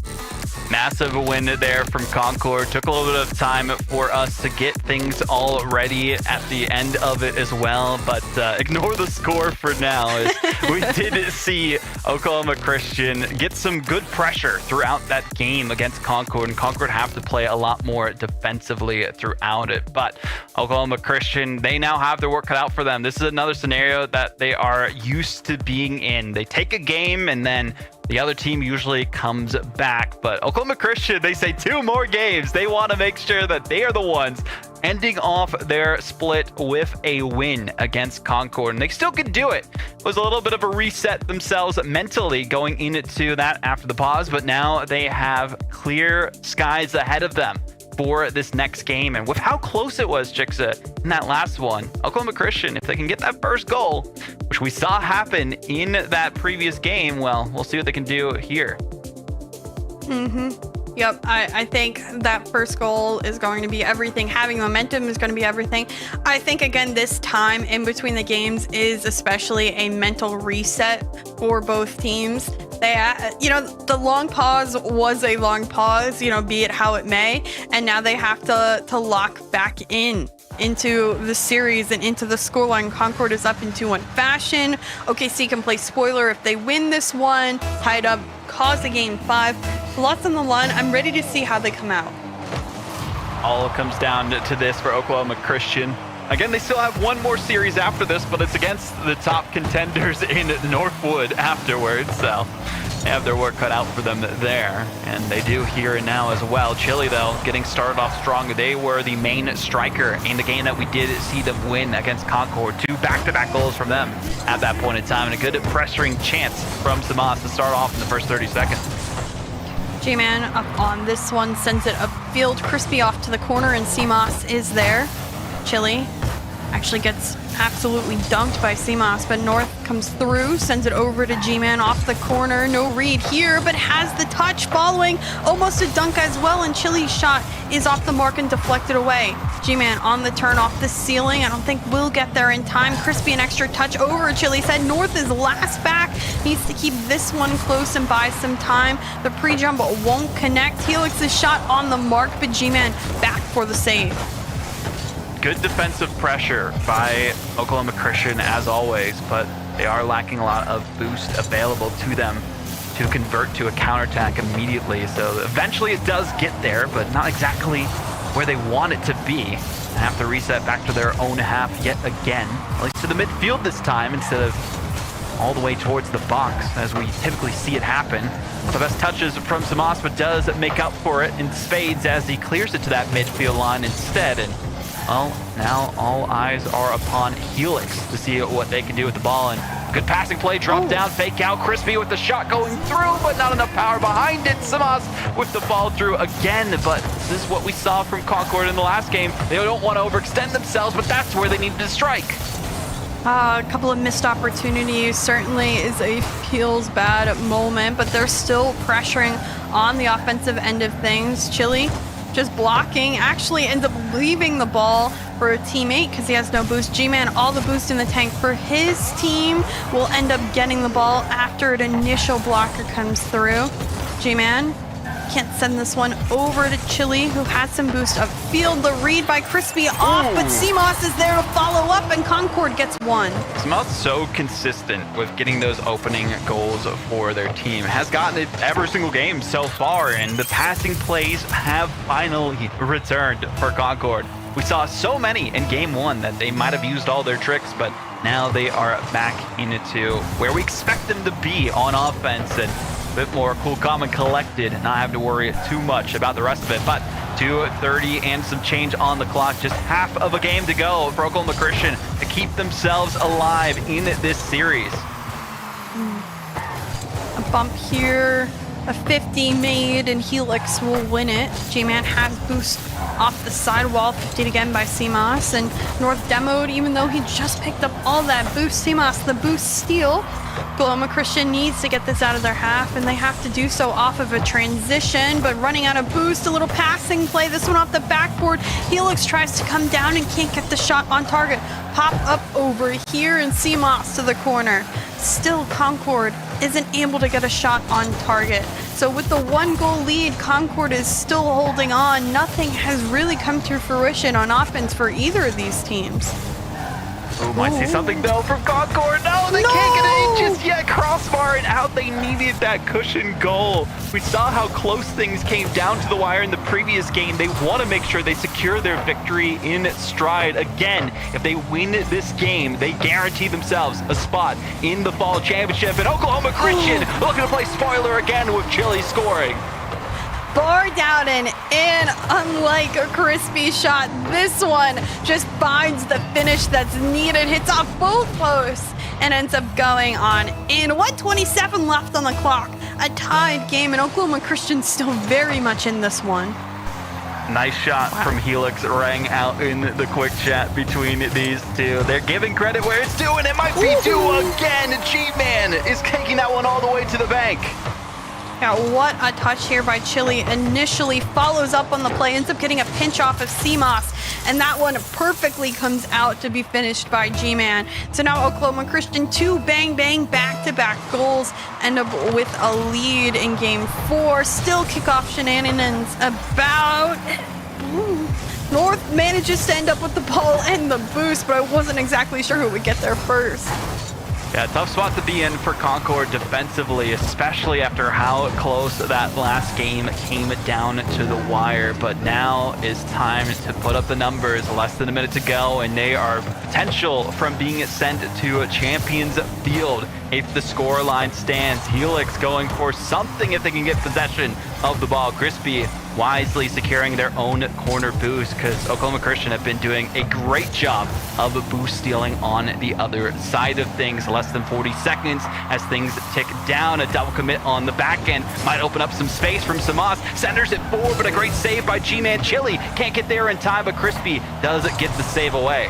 CMOS has this ball off the side wall, contested quickly by North, and he will get a piece of it. But Crispy now off the backboard, gets the read, the little floater, but G-Man manages to defend here. North contested by CMOS. Crispy send it towards the other end of the field, but Helix isn't there to collect it. A pop out here, Crispy on the turn, has a little bit of boost in the tank, goes for it, over one, and somehow Oklahoma Christian can't find a piece of the ball. Crispy faked them out, could have gone for the double tap off the backboard to set things up, but instead baited it with a slow drop down and got it through the entire defensive line of Oklahoma Christian. That is the way to clutch things up in 2 seconds remaining. 2-2 on the board, and it goes in their favor. Trying to close it out before OT, and bar down and out, and we go to OT instead. How many Concord shots have been barred down in this one? They end up with a total right now of 13 shots. They are 2 for 13, and only 6 of them have needed to be saved by Oklahoma Christian. The other 2 went in. I mean, 8, what is that? 13, 5 shots have been remotely off target. Way too many off target. And that's the point that Concord is in right now. They are not executing when needed. And in an overtime situation, this is when you need to execute the most. See if they can do it here and now, biding their time yet again on offense. Midfield defense isn't really present. Helix completely missed the challenge on the play, and Crispy can't really do too much with it. Smas thankfully able to secure a full tank so they can at least take this down the field. They got another dunk, but North is a thorn in their side again. 50 seconds already passed through. Helix can't get there fast enough, and G-Man has been the man with the plan on defense. 5 saves to their name to keep them at this 2-2 scoreline, but we'll see if it holds up, especially with the ball bouncing dangerously on the orange half. CMOS sending it back towards midfield or mid, and G-Man is there to keep it close. 2 players for Concord committed here. Crispy's touch dangerously goes in the middle of the net, and luckily he's able to extend forward. That's an open net, and that's a secure for Concord. They score and they leave in quick fashion. Exclamation point for Concord as they execute in overtime. Elation for Concord University as they come out on top when it matters most. Pulled back from the brink was Oklahoma Christian by Chili and G-Man to force it to be a difference maker made by Crispy in the final hour. Got the 2 goals that mattered the most to bring them to that OT with 2 seconds remaining and to clutch things out in the end. The rotations weren't fast enough from Oklahoma Christian at the end of the day, and Concord usurped them from their potential throne in this series. Concord, that was a great showing from them and a good warm-up as we talked about for St. Clair, but they got to clean up a lot of mistakes if they want to take that series win as well. Yeah, I mean, it's a big game coming up next following for them, and I think they, ultimately played a good series, but not the series that they wanted to play at either. They made a lot of mistakes. They kept it down at the end to overtime, very close games, and even when they were shooting quite a lot, again, that ending shot count was 14-4, they still could only find 3 goals out of it. They're still struggling to get through the defense of many of the teams in the scene right now. Well, we'll have to see how that next series go. We're going to be taking a quick break. Then after this, an interview with one of the winners from Concord.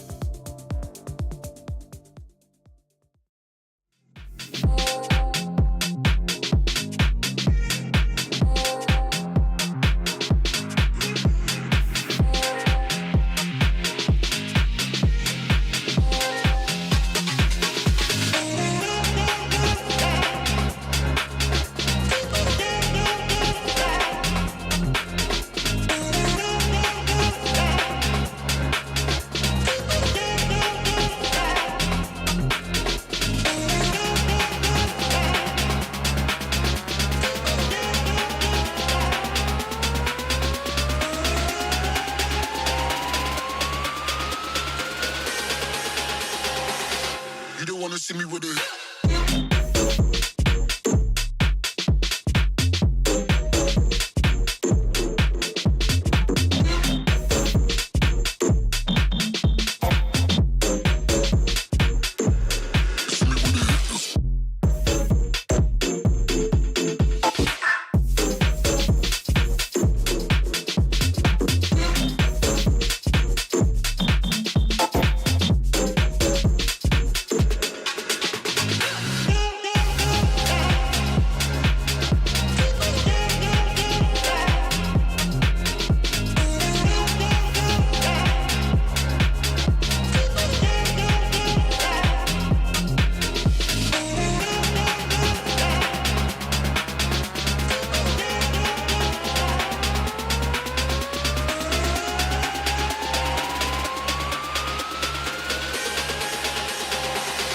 You don't wanna see me with it. See me with it.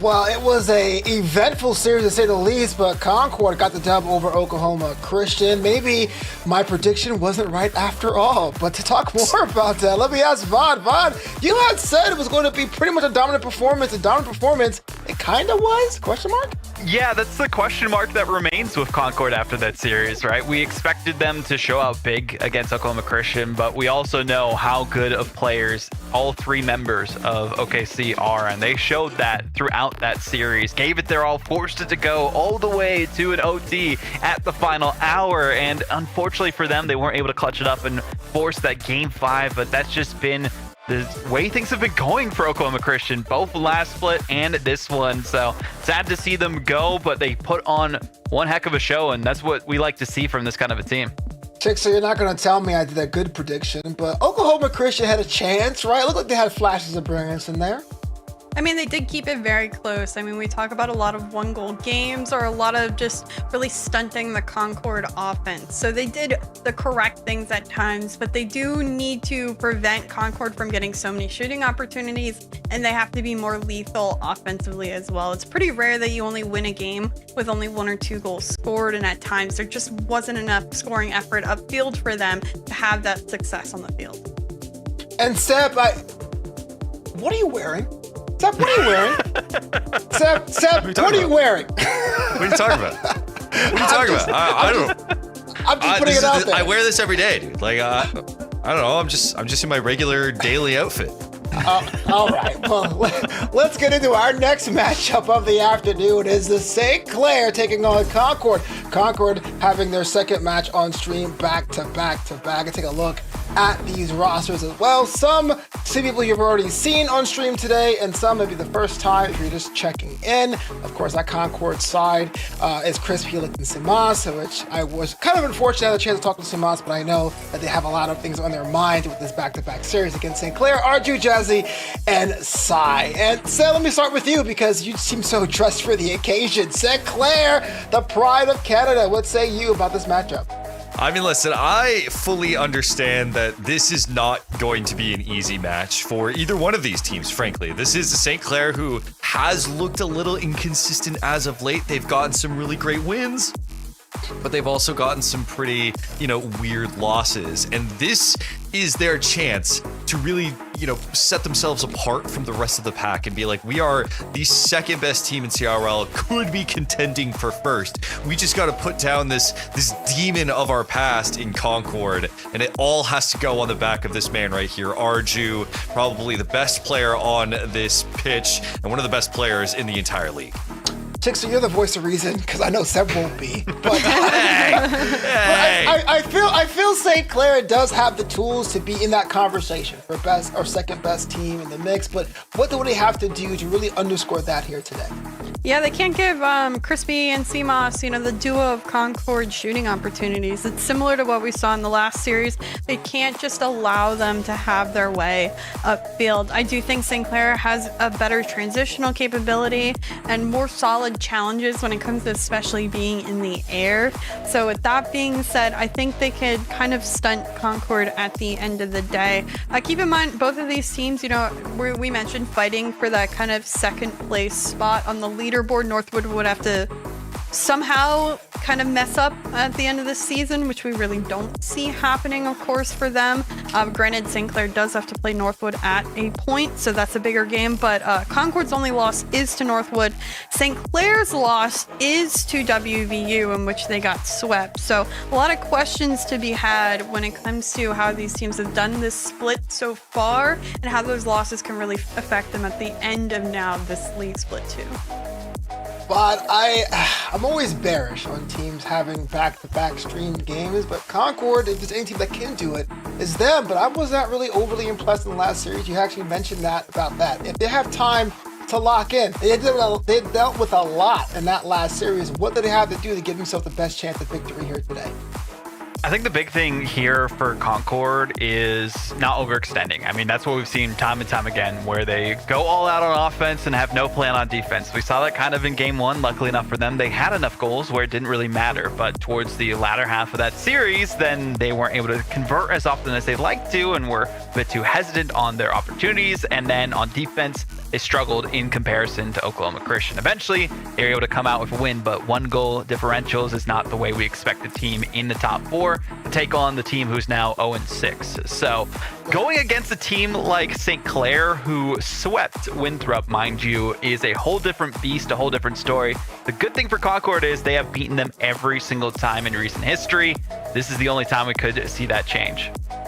Yeah, I like the idea of both these teams. I like the idea of how strong they are. When they're on, and when they're not, it is kind of shocking because it's almost like their potential is so high. Seb, we're going to talk about Concord for a second. I want your opinion about this team. I got it. Okay, I'm not biased. What are you not biased at all. We are not biased. Listen, by the way, shout out to St. Edwards for giving me their jersey this week. Anyway, Concord, they're a team that, again, didn't have the best showing about 5 or 10 minutes ago, but we all know they're kind of under unique circumstances. Even with a technical pause that lasted almost into double digits of minutes, they have a chance to really do some damage here to St. Clair's opportunities. But talk to me about them. I mean, what do they have to do here to take down St. Clair?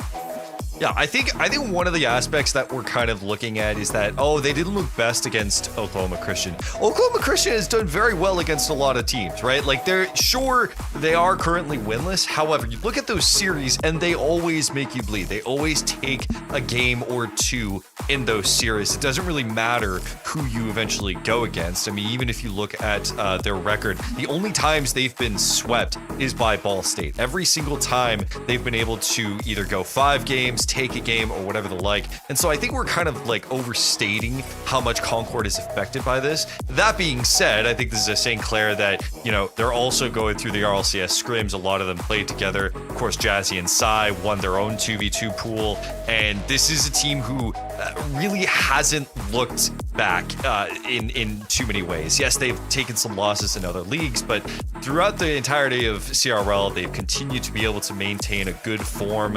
And Concord, this is their test for them. The onus is on Concord to perform well, to be able to perform at that top level, and to, showcase that previous championship winning form that we saw in previous years as Jazzy gets his shoulder muscle from shoulder massage from Sir, I beg your pardon? We love the coaching staff there, man. We love the coaching staff. Oh, and now Sai's getting it too. Shuffle's just getting doing what coaches do. Great, awesome. Conditioning, yeah, exactly. I somehow picked the wrong career in my life. Where's my massages at work? Vaughn, talk to me about what it means to be the lone Canadian team in the field. The teams all over North America. Is there a sense of pride? Is that kind of superficial? I know Seb's answer, but I want to know your perspective. There isn't, because none of the players on the field are Canadian, unfortunately, for this side of things. So, No, we don't say that. No. St. Clair, but none of them are actually Canadian themselves. So, again, I mean, as proud as you can be, but I think it's more that they know that they're top contenders and top players, and that they have it in them to come out on top. We saw do well. We almost saw two teams from St. Clair, as Seb mentioned earlier, win the 2v2 brackets, and now they're going into the series. They took down their biggest demons in Winthrop. Yes, they got swept by WVU. That happens to a lot of people every so often, but this is the series I think that matters the most for them, because if they take down Concord, they also secure their spot into those playoffs, but also they prove that they're the better squad, and they've been beaten 3 times in a row now in recent history against Concord. So they want to come out with a win. This means a lot to them personally, instead of just about how they feel with the Canadian pride in them. Hey, I will not also mention that the other two's team that almost did win was also fully European as well. Just so. Hey, it's Canadian to me, all right? But Me too. Let's get into predictions. Jexa, help me out here. Who do you have in this one? You know, I'm normally not on the side of Canada. Not because I hate Canada or anything, just generally, time and time again, I have predicted against St. Clair, but today's a little different. I am actually predicting St. Clair to win this series. I do think 4th time is the charm, and I do think they've looked very solid recently. Concord is playing just not in their normal setting. They are maybe a little shaken up after last series. I don't think, this is the type of transition we want to see from series to series for them. And, it's nice seeing St. Clair when they always are in the same facility and warming up, and they look focused as ever and really ready to play. Hey, international incidents, I'm down with that. But Seb, who do you got? You ask me? Yeah, I'm just so confused. I'm not sure what side you're on. Well, listen. I get it. Concord's taken some wins lately. They're looking good. But I think it is fair to say that St. Clair only really cares about CRL. They don't really care about anything else, and that continues to show. So I'm taking St. Clair. They're going to win this one. I'm sorry. And you know what? I'm not even going to say it's going to be close. I think it's going to be a 3-0 sweep. Okay. I am shocked and or appalled, but fine. You know what? How about this? I'll do 3-1 because we don't like sweeps. Oh, you're so gracious. I'll do 3-1. This guy over here. What do you say? I'll bring us back down to earth a little bit. I think probably a 3-2. That's what we saw happen last time, especially with technical issues that are still happening on the Concord side of things. So they'll be a little frazzled going into this series, and especially with how we saw things go last time. But I still think it's going to be St. Clair. Because of that, I think this is their time to shine, them to get one back against Concord, especially when they are off their balance. So we'll see how it goes.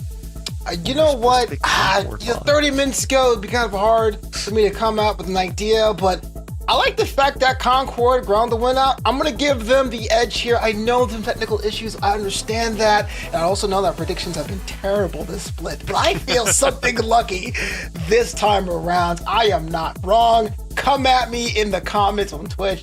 I totally understand about that. But as our players get ready, I can't be more excited for this one. This right here could be one of the ones that we talk about from there on in. It's a crown of Appalachia in Concord against St. Clair, the pride of the North. Will Concord's offense be the Rockets' red glare, or will St. Clair's defense stand on guard for thee? The excitement is palpable. Fod, Seb, let's go!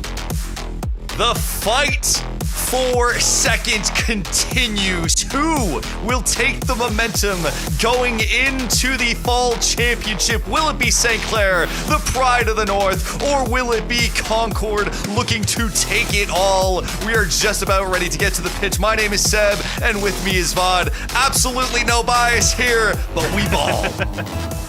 All going to come down to this for St. Clair. They still have Northwood to face off against them, and they're going to be facing off against them on Wednesday. So we got some time until that result. They are trying to get out of their hardest matchups here and now, and this is a good win if they can come out on top with it. St. Clair have their work cut out for them, though, because again, as we mentioned, last 3 appearances, between these two teams, Concord won it out. Yeah, that's the thing is that Concord, compared to the first split, has shown a completely different form, right? And it continues to get better and better. This is the closest, as we've said before, the closest we've seen. Helix looking for the second touch. Crispy is going to put one on, but it will be saved. This is the closest we've seen Concord approach that prime championship winning caliber roster that we saw last year. And I'm all for it, honestly. The more competition we get, because now St. Clair, they're reaching their peak form. Northwood reaching their peak form. Even Winthrop now, we're seeing get scary. This only makes us have a better fall championship. That it does, and it's going to come down to who gets this first goal to really set the pace for this game and the series. Concord started out strong in their last one with 4, but they struggled to get one through when it seemed like an open opportunity on the orange half. So all eyes on Jazzy with a good bump. Size trying to follow it through. No third man because they don't want to overextend, but Arju does get it away from Helix as best as possible. Both these teams just waiting for one opening, one mistake that could cost it all. Jazzy almost with the bump necessary to clear the path to victory, but Helix takes this downfield instead. I was watching even some of the RLCS qualifiers that we had on. We had Jazzy play Garrett G earlier in the qual. I believe Garrett G walked away on top of that one, but it has been really cool to see, different mix-ups of these teams play in these RLCS quals. This Jazzy chasing it down, but it's a touch too wide for him. And to see just the level at which they're practicing, the level at which they're trying to challenge and test themselves against the best that we have in North America. That's what we like to see. Top-level competitors across the board playing Collegiate Rocket League that eventually they'll go on to their day 3 matches for the Swiss stage of RLCS. More of a warm-up for all of these squads and getting out of their comfort zone as the best they can to get prepared for the biggest stage. But this is the biggest stage that they're on right now, and Smas is going to be electric for this first goal. You can see the double commit here from Arju and Jazz. They were trying to chase this down. Sai had to play from the front post, but Helix with a fantastic 50 opens this one up for Samas to be able to make it through. Samas recently signed along with Crispy, 100x Sports, doing a good run themselves. Might be part of that, as we like to call it, the sponsor buff in some ways, and we'll see. Sai is actually also just realized, yeah, Sai is also on that team, so we have RLCS teammates playing against each other in what could be a season-defining match for them. That it is, and really goes to show that, they kind of know their biggest weaknesses in terms of these rotations, the duo-ship that we see from Crispy and Samas, and Samas also mentioning so consistent with getting those opening goals. We saw it happen in 3 of the games at least of our previous series. Now another one carried on into here. If anyone's going to be the one to strike first, it will be that man, but they need a little bit more to confirm this victory. And St. Clair need to get possession of the ball away. Arju barely deflects it aside. A banger of a shot towards the net, but not as much power as they would have liked behind it. That's a great pass. Beautiful pass and shot over to Crispy, and unfortunately, St. Clair just caught a little bit off guard in the rotation. Back post wasn't enough, so I had to turn for it, but Crispy, perfect placement. And that Ariani profile pick giving him a bit of a buff as well to the North American audience. That is soccer.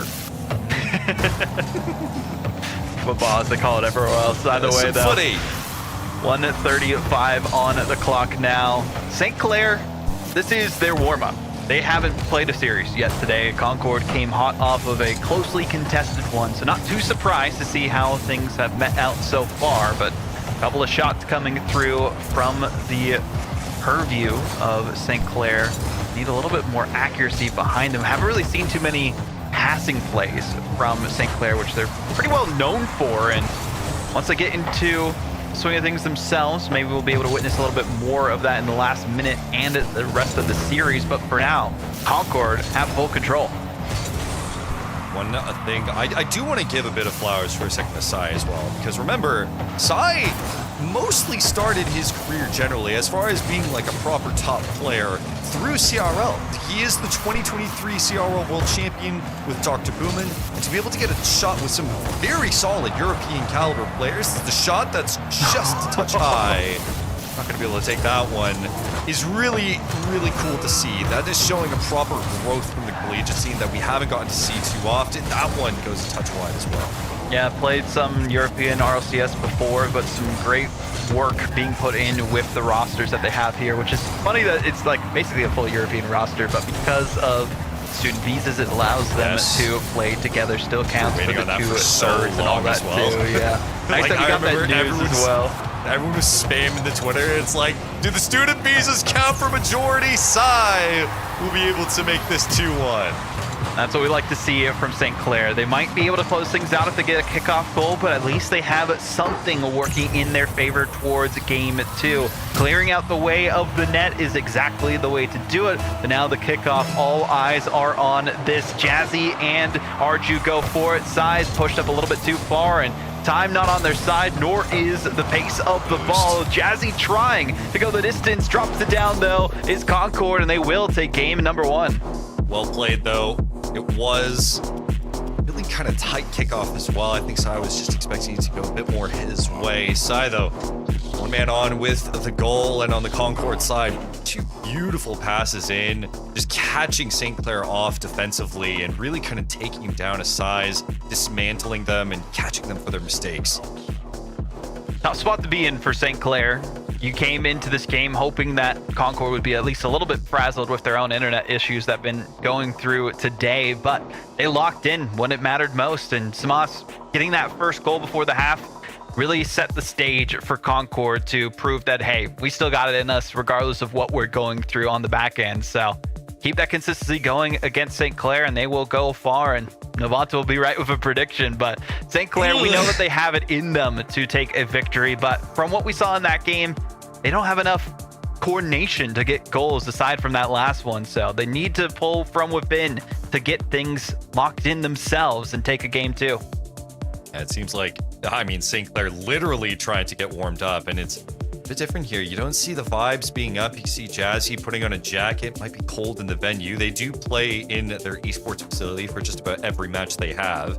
Everyone on there wearing jackets. It is cold here in Canada, believe it or not. It is properly winter. We've had snowfall and everything, so they're playing through the winter.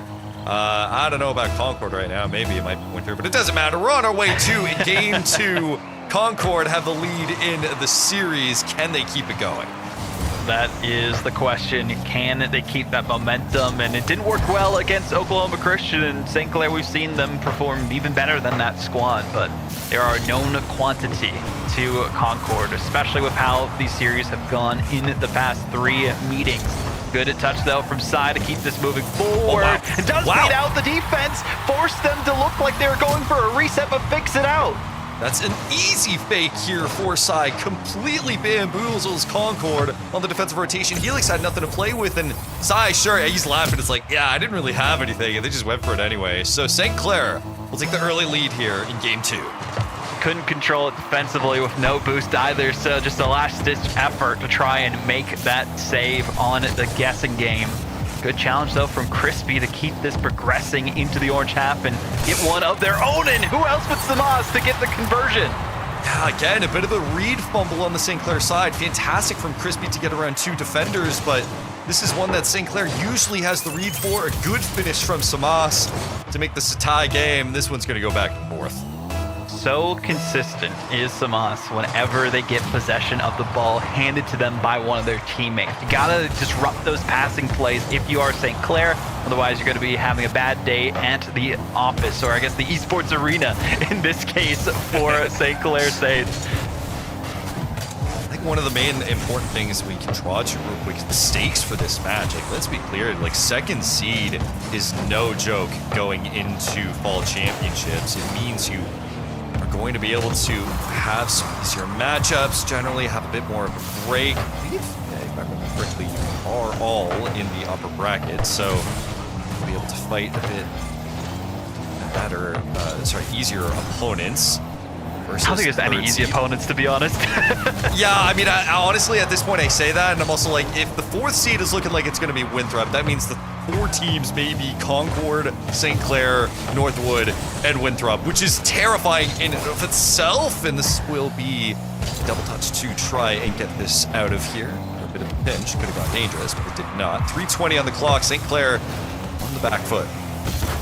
Concord could technically secure that first seed as well if Northwood does lose both of their upcoming series and Concord wins this one. But we'll have to see once we get those final results. And either way, locked into that top 4, St. Clair, they want a win here against those tough opponents because it gives them even more practice before that fall championship, because they're going to have to face off against both Northwood and Concord at that point in time. So there is a wide open opportunity. You mentioned it, the miss coming from left field for Samas, and we see the shot go straight through, and might not have expected that. Samas tried to go for the angle but did not quite have it and couldn't recover in time.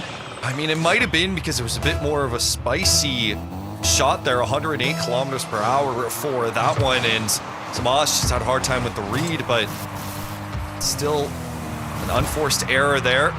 That will give an opening to St. Clair, who, let's be clear, I mean, St. Clair, they haven't been playing all that great. Double commit from the Concord side. Now is not the time that you want to open things up. Samas will get demoed for his efforts. Side doesn't come in quick enough for the conversion. Jazzy looking to keep things in the midfield. Samas with a wide rotation has to chase this one back, and he does.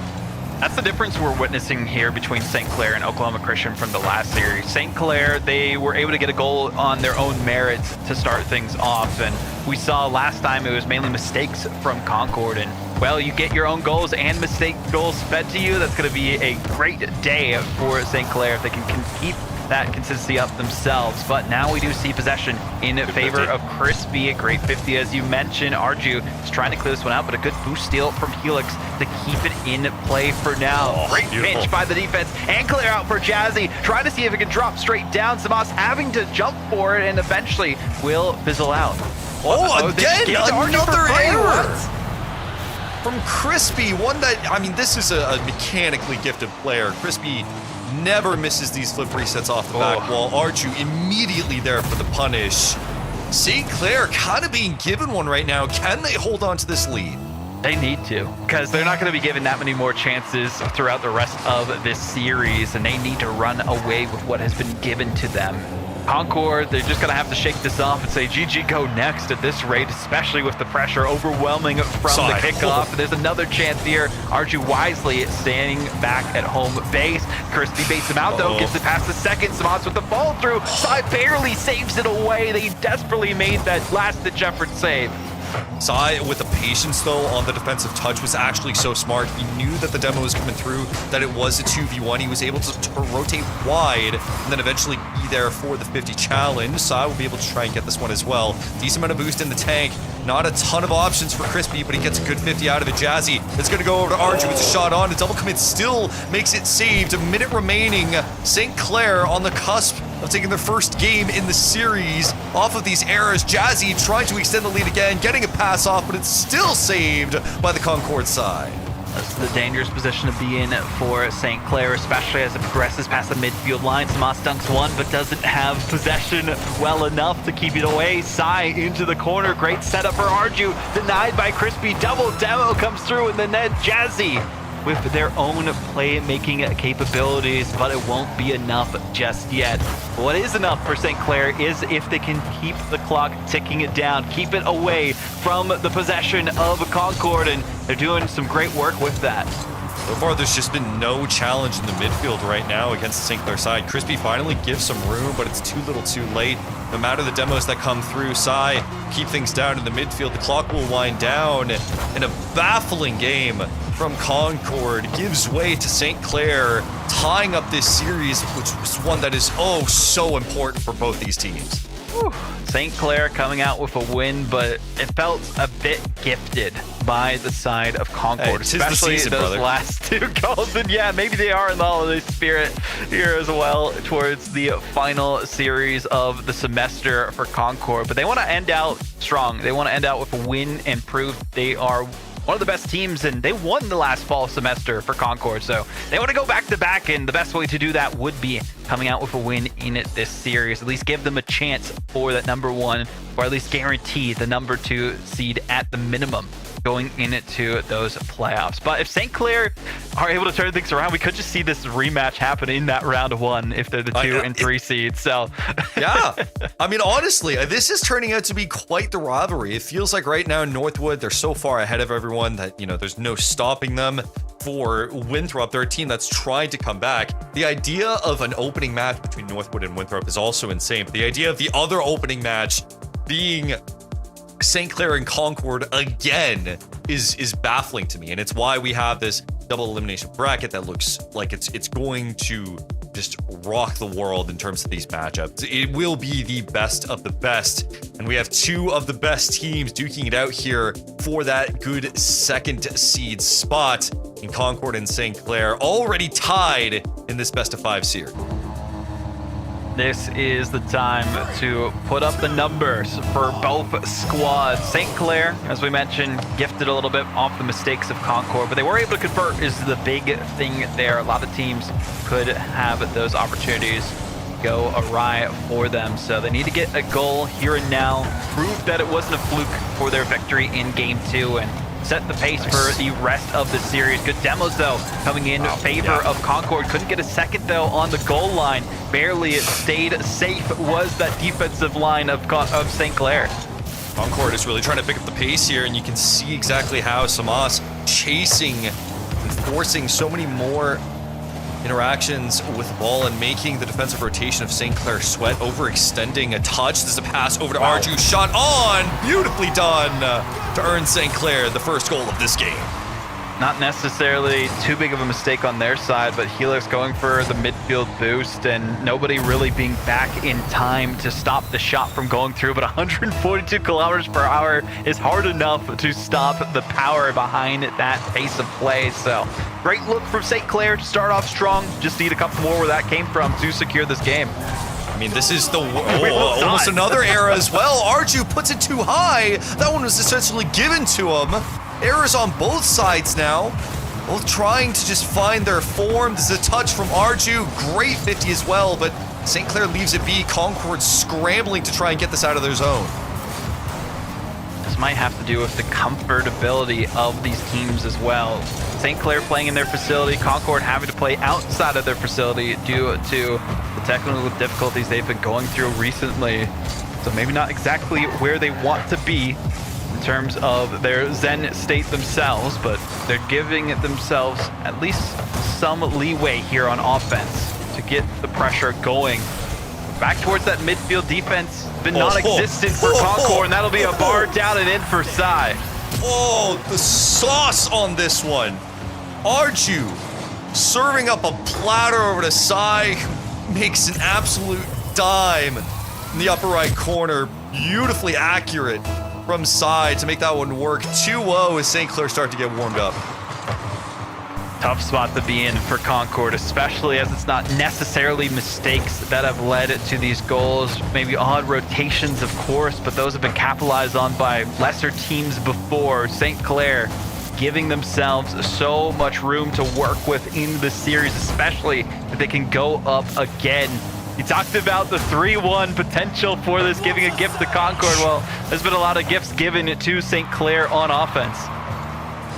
That being said, you can see Concord, they're trying to fight back in some of these scenarios. They're trying to implement more physicality, get more physical to free up the midfield, and even in the offensive end, Samas being an aggressor, but it's just not keeping St. Clair at bay as they start to clamp down on this control. Crispy going to be able to get a save and prevent any more dangerous passes from going off. Still, as Concord fight for this midfield, St. Clair all too prepared. Helix, though, looking to solo, but can't get it done. The positioning of Concord has been awkward to say the least, but that almost was enough for them to get it through. And as you mentioned, a weird angle could have been the savior for Concord in this game right past the halfway point. They at least needed something on the board to keep things going. This is the least amount of shots, mind you, that we have ever seen from Concord today, but that doesn't matter because they will still convert. Helix having to be the one to step up this time. Solid bread and butter from Concord. Great pressure. Good pass from Samas. 1-2 finish between Samas and Helix. That's just the midfield pressure coming in and keeping St. Clair at bay. They recognize that St. Clair can be a bit awkward and slow on the defensive rotation. They're trying to take advantage. Prevent them from getting out of their zone. Arju gonna solo. Jazzy inside. Following up. Tries to get over one. Does. Jazzy tries to finish, but Crispy is there. And we'll see St. Clair see what they can serve up.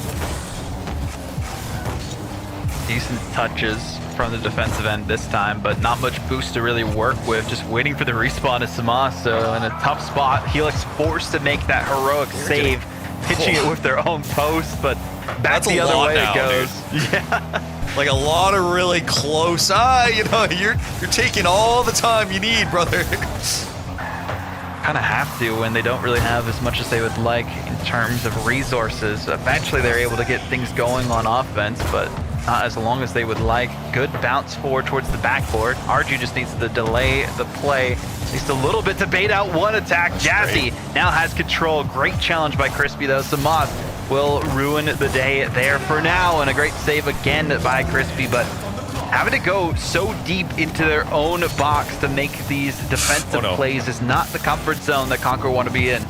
Yeah, definitely not.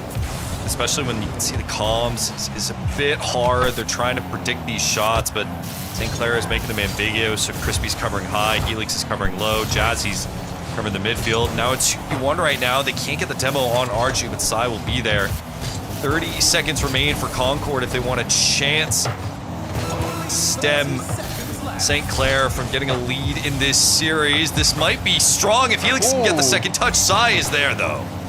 They needed that angle to be a little sharper, but didn't have the protractor as they aren't at their campus right now. Instead, have to go back into the history books to study that one for later. Less than 10 seconds to go for Concord to try and tie this up. Pitch off the ceiling for the passing play for Samas. Goes the other direction for Arju to take this downfield, and they just need it grounded, but instead it's right in front of the net. They won't get the goal, but they'll get the game. And what a way to wrap it up. Again, this is a St. Clair that's looking warmed up, and Concord were able to get on the board, but it really felt like the driver's seat was St. Clair almost the entire time. That's 13 shots for the Canadian side, as Concord only able to get 5 themselves. This was basically just St. Clair controlling the entire pace. Yeah, no midfield presence really for most of that game from Concord, except when they were finally able to go on offense for a little bit. Went full out with it, which is why they were able to get that goal. And Samas having at least their goal participation with the first goal for their team every time, but just did not prove to be enough. Crispy trying to be a factor on defense and making some great saves, but just wasn't enough for them to convert that into any meaningful offense. So St. Clair, they had full control. They're looking to continue that going into the next game and close out the series with a win and secure themselves a guaranteed spot in those playoffs. The most dangerous, I think, scene that you can see in CRL is the one that you see in front of you right now. St. Clair smiling, having fun, laughing. They're chilling. That is one of the most dangerous things you can see, as that means they're in good spirits, they're vibing, they're basically pugging. And if a team is showing that much confidence to be on camera and doing that, you might be in trouble, and Concord is indeed in trouble. See what they can do here and now. In the first couple of seconds, if Concord can score, that'll be a great change of fate for them. Some awkward hesitation though from them in the midfield is just going to lead a wide open opportunity again. First 12 seconds. Again, covering that midfield, the bump on Helix was great, and no one to be found. Unfortunately, the challenge just completely whiffs. It will be St. Clair with an early lead off the kickoff goal. Can Concord respond? Crispy seemed a bit off kilter with the positioning so far. Might be better to swap out Helix on the defensive end so that they can change things up at least a little bit in this game rotationally, but figure out where their footing lies before. Helix being a little bit more confident on offense this time though. They did get the only goal in the last game. Maybe rallying behind them as the one player to look out for, but Crispy stepping up to the plate and ties it up. But I think it's important to note, this all starts from the aggressive challenge that Helix made in the midfield, challenging from the ceiling, opened things up. St. Clair weren't expecting it. So you had all 3 members of Concord there to challenge and take it to St. Clair, leads to a tie game. This is what we wanted to see from these two teams. A battle back and forth, giving it their all time and time again on offense, but also on defense. Just need to see that cleaned up from the side of Concord, and then the ball is in either court to see who comes out on top in Neo Tokyo. See if we can get our first game 5 of the day. We're so close to it in the last one against Oklahoma Christian, and Crispy's trying to make that the case. Beautiful pass over to Crispy. So much sauce on this to force St. Clair to have to challenge, and catches them completely off guard. Crispy wants to take this series into his own hands. It's a 2-1 for Concord. This is what we were waiting for from the Concord side. Have Helix be that support player, and then Concord have Crispy and Samas as the duo strikers for their team. And now I got to see if that'll be enough, though. Defensively, Helix a great demo, and same for Crispy, clearing out the wings of St. Clair's offense as Samas does the best that they can with possession, but it does go the other direction for now. Sai, a great reception, backboard play, missed by the defense, and Jazzy doesn't have the angle that they were hoping for. It's just insane how quickly you can see St. Clair completely get their offense stunted, right, from some Concord demos, but then how quickly they're able to recapitalize and reassert themselves into this game off the back of Arju. Recalibrating is exactly what we heard from their sides of things, and able to lock things down this go around. Bar down and in yet again from Arju. Seems to be their favorite play heading into the upper 90. But 3:20 on the clock now. Still plenty of time for either side to take the advantage henceforth. Concord not out of it in the slightest, but now we're seeing some passing from St. Clair and some of that control offense that we've seen in previous games. As Concord try to get physical and try to implement their own control, it's going to go back and forth. We have plenty of game left. That we do, and this is exactly the spot that Concord really want to be in personally, especially when it's dropped down perfectly for Helix to capitalize on. Nobody is home, and they will take it all the way. They will, and even if this is just based off a fantastic pass over to Helix, this is Concord and St. Clair going back and forth.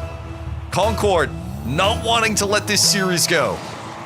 Last time they met in CRL League play, it went the distance to 5, and Concord came out on top after a stunner OT in Game 4 to force it. They were down leading into that Game 5, Concord specifically, and then were able to clutch things up at the end of it. So, might see history repeating itself if the scoreline stays true. But if anything is going to change, it will be Sai. Changing things up here, does try to go for a dish themselves and can't center as much as they would like. Arju pushed up a little bit too far forward, delays the play as much as they can though, took that boost, which is huge, but Sai has not really much to work with, and a bump in the back line. This is just a slow down play, a dribble play from Samas to see what they can make of it. I think Samas might have overcooked a little bit. Yeah. Concord are trying to salvage and make do with what they have. It's going to be a pass down. Sai is there with a great challenge. Jazzy needs to come in. Another great challenge from Helix. Keeps this dangerous. He's going to try and control, get it around, but a better 50 from Arju will make it safe. Concord still fighting, still able to steal some boost. Demos coming all around. St. Clair scrambling to get this out of their zone and keep themselves alive. A tough scenario for Jazzy to be in, especially with no boost to really work, with only pads remaining for the Marjorie, the only one who's full up for now, and have to go all the way up for that ball. They got to play it a bit more grounded for the side of St. Clair, so we'll see what they can do with it. Crispy, though, having as much possession as they can. Helix doesn't get it away. Jazzy not exactly where they wanted to be, so Sai having to go all the way up to the heavens to take this one back down to earth, and Concord seem to be setting the pace for now on offense, and this is not where St. Clair want to find themselves in. Sai is so good in those pressure scenarios where he's last man back. He's built as a third man, and he really excels in that situation. Arju, Sai trying to relieve the defense a little bit. A good 50 might do that, and especially with the midfield boost taken by Arju. A minute remaining. St. Clair trying to bring things into that blue half, trying to take Concord down a notch. See if they can do it, though. Concord have been masters of their own fate for now. If time keeps ticking down, that's what they want to see. Good reception. If they could have gotten possession of it away from the defense. Sai not exactly where they want to go, but keeps it out of the clutches of the Concord defense. Jazzy was there, but pushed up a little too far forward. Again, high and dry away from Concord. Might be just enough to make it go the distance. Jazzy, one touch is all that matters here. Over top of one, but not the other. Helix playing savior defensive efforts. And there's another one from RG going by the wayside. Just a couple seconds remaining.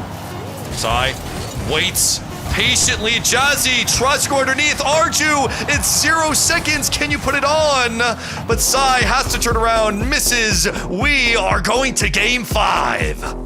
Wow. Couldn't have written it any other way here, though, Seth. We wanted it to go the distance between these two, and we knew it had the potential, especially after seeing how close these games have been. But Concord, I mean, I worry a little bit about St. Clair going into this next one, because Concord have all the momentum in their favor. We saw Crispy step up, but will it be a one-time affair for them? An anomaly? Or is that going to be the consistent basis that they build their victory upon?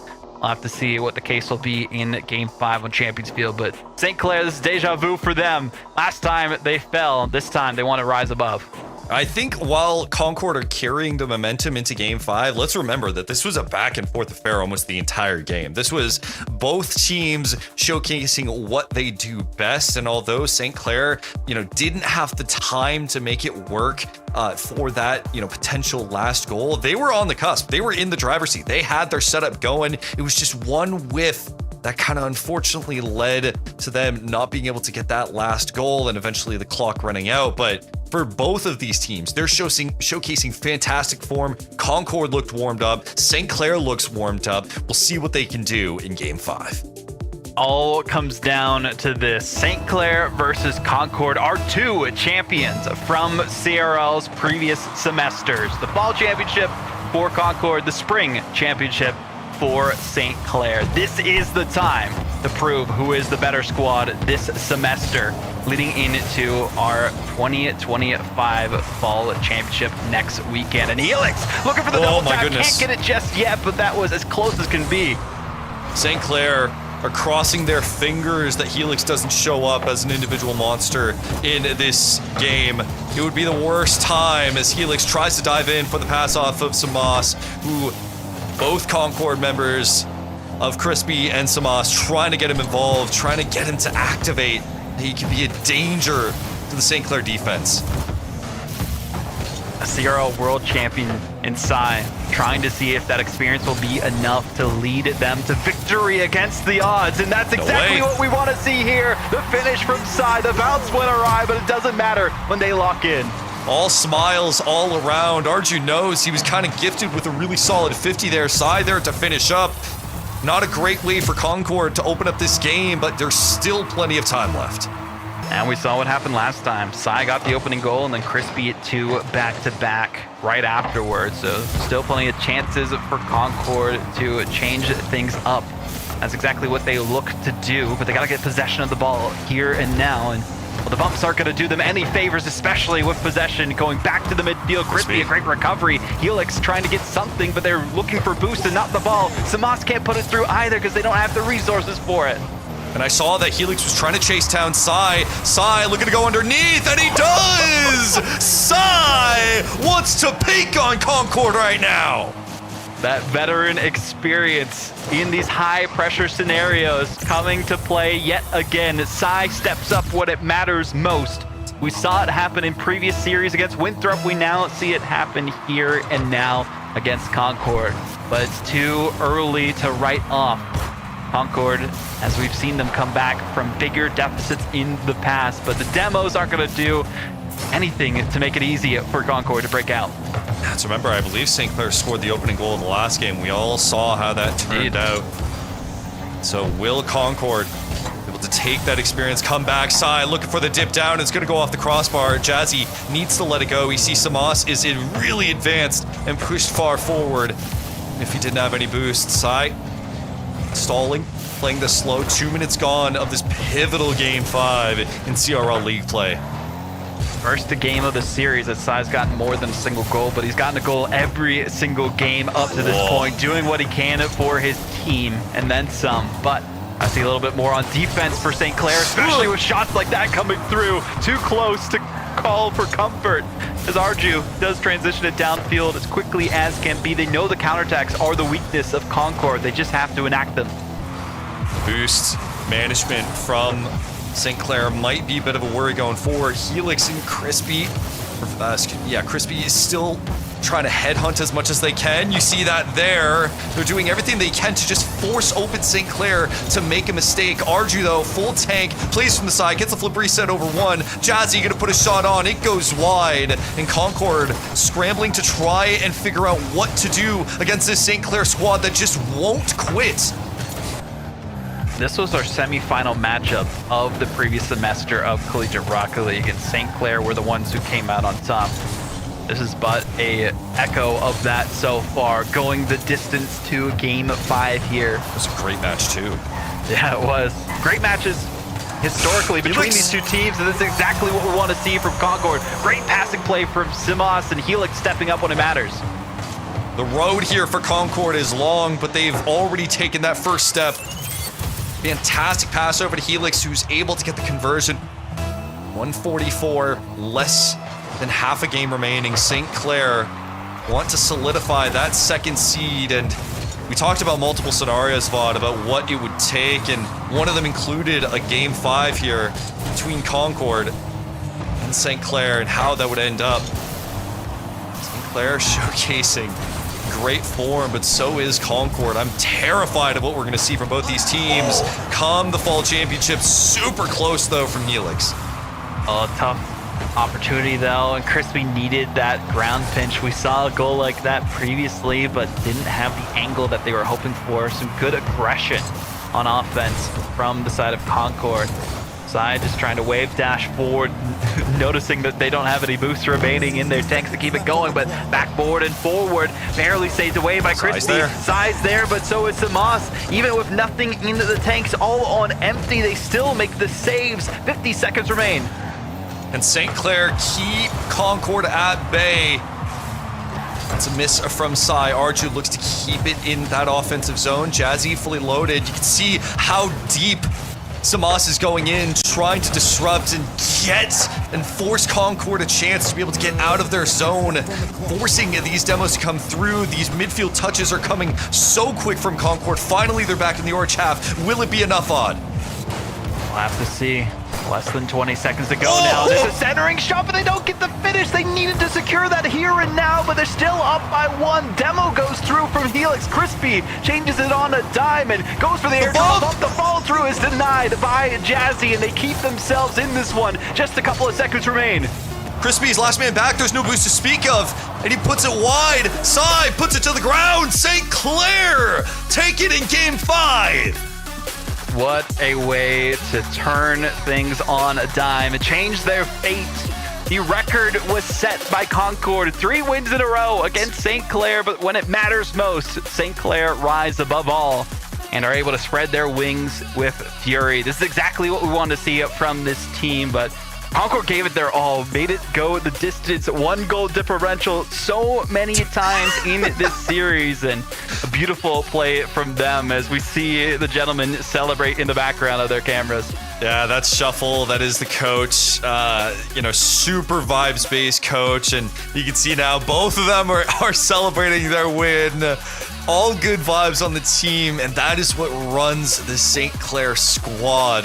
They continue to just showcase, hey, as long as we trust in each other, as long as we can force just good matchups, good challenges, and believe that everyone has their role to play, they will be able to make it through. And if I had to give an MVP to this series, it is Sai. He's the MVP of this game, and in my opinion, the MVP of this series. The amount of defensive touches he was able to make, and just even though there was no reason for him to be able to make them, he was caught in 2v1s, 3v1s even, and still able to do his job and also work offensively with some fantastic goals of his own is a testament to how much he's valued on this team. all of these players giving it their all on St. Clair. And I think that's part of the reason why they were able to come out on top was the synergy between all of them. So a round of applause for the team of St. Clair. They were able to get the victory, secure their spot in those playoffs as well. And we have our top 4. We still don't know the order yet, though, because St. Clair, they're going to be playing Northwood on Wednesday. They have Northwood still playing Oklahoma Christian the day before that. So still a couple of matches that are going on in the background to determine the exact order. But that was a great play from St. Clair, getting their spot, playing spoiler to Concord just a little bit. But we have to talk to the winners from this one, Seb. So we're going to be taking a quick break. We'll be back with that after this.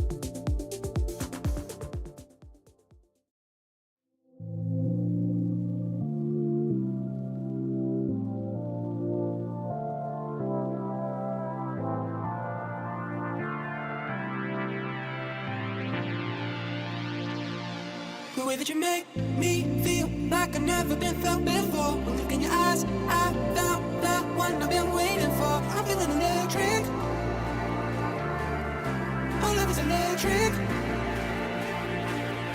The way that you make me feel like I've never been felt before. I'm feeling electric. Look in your eyes, I found the one I've been waiting for. I'm feeling electric.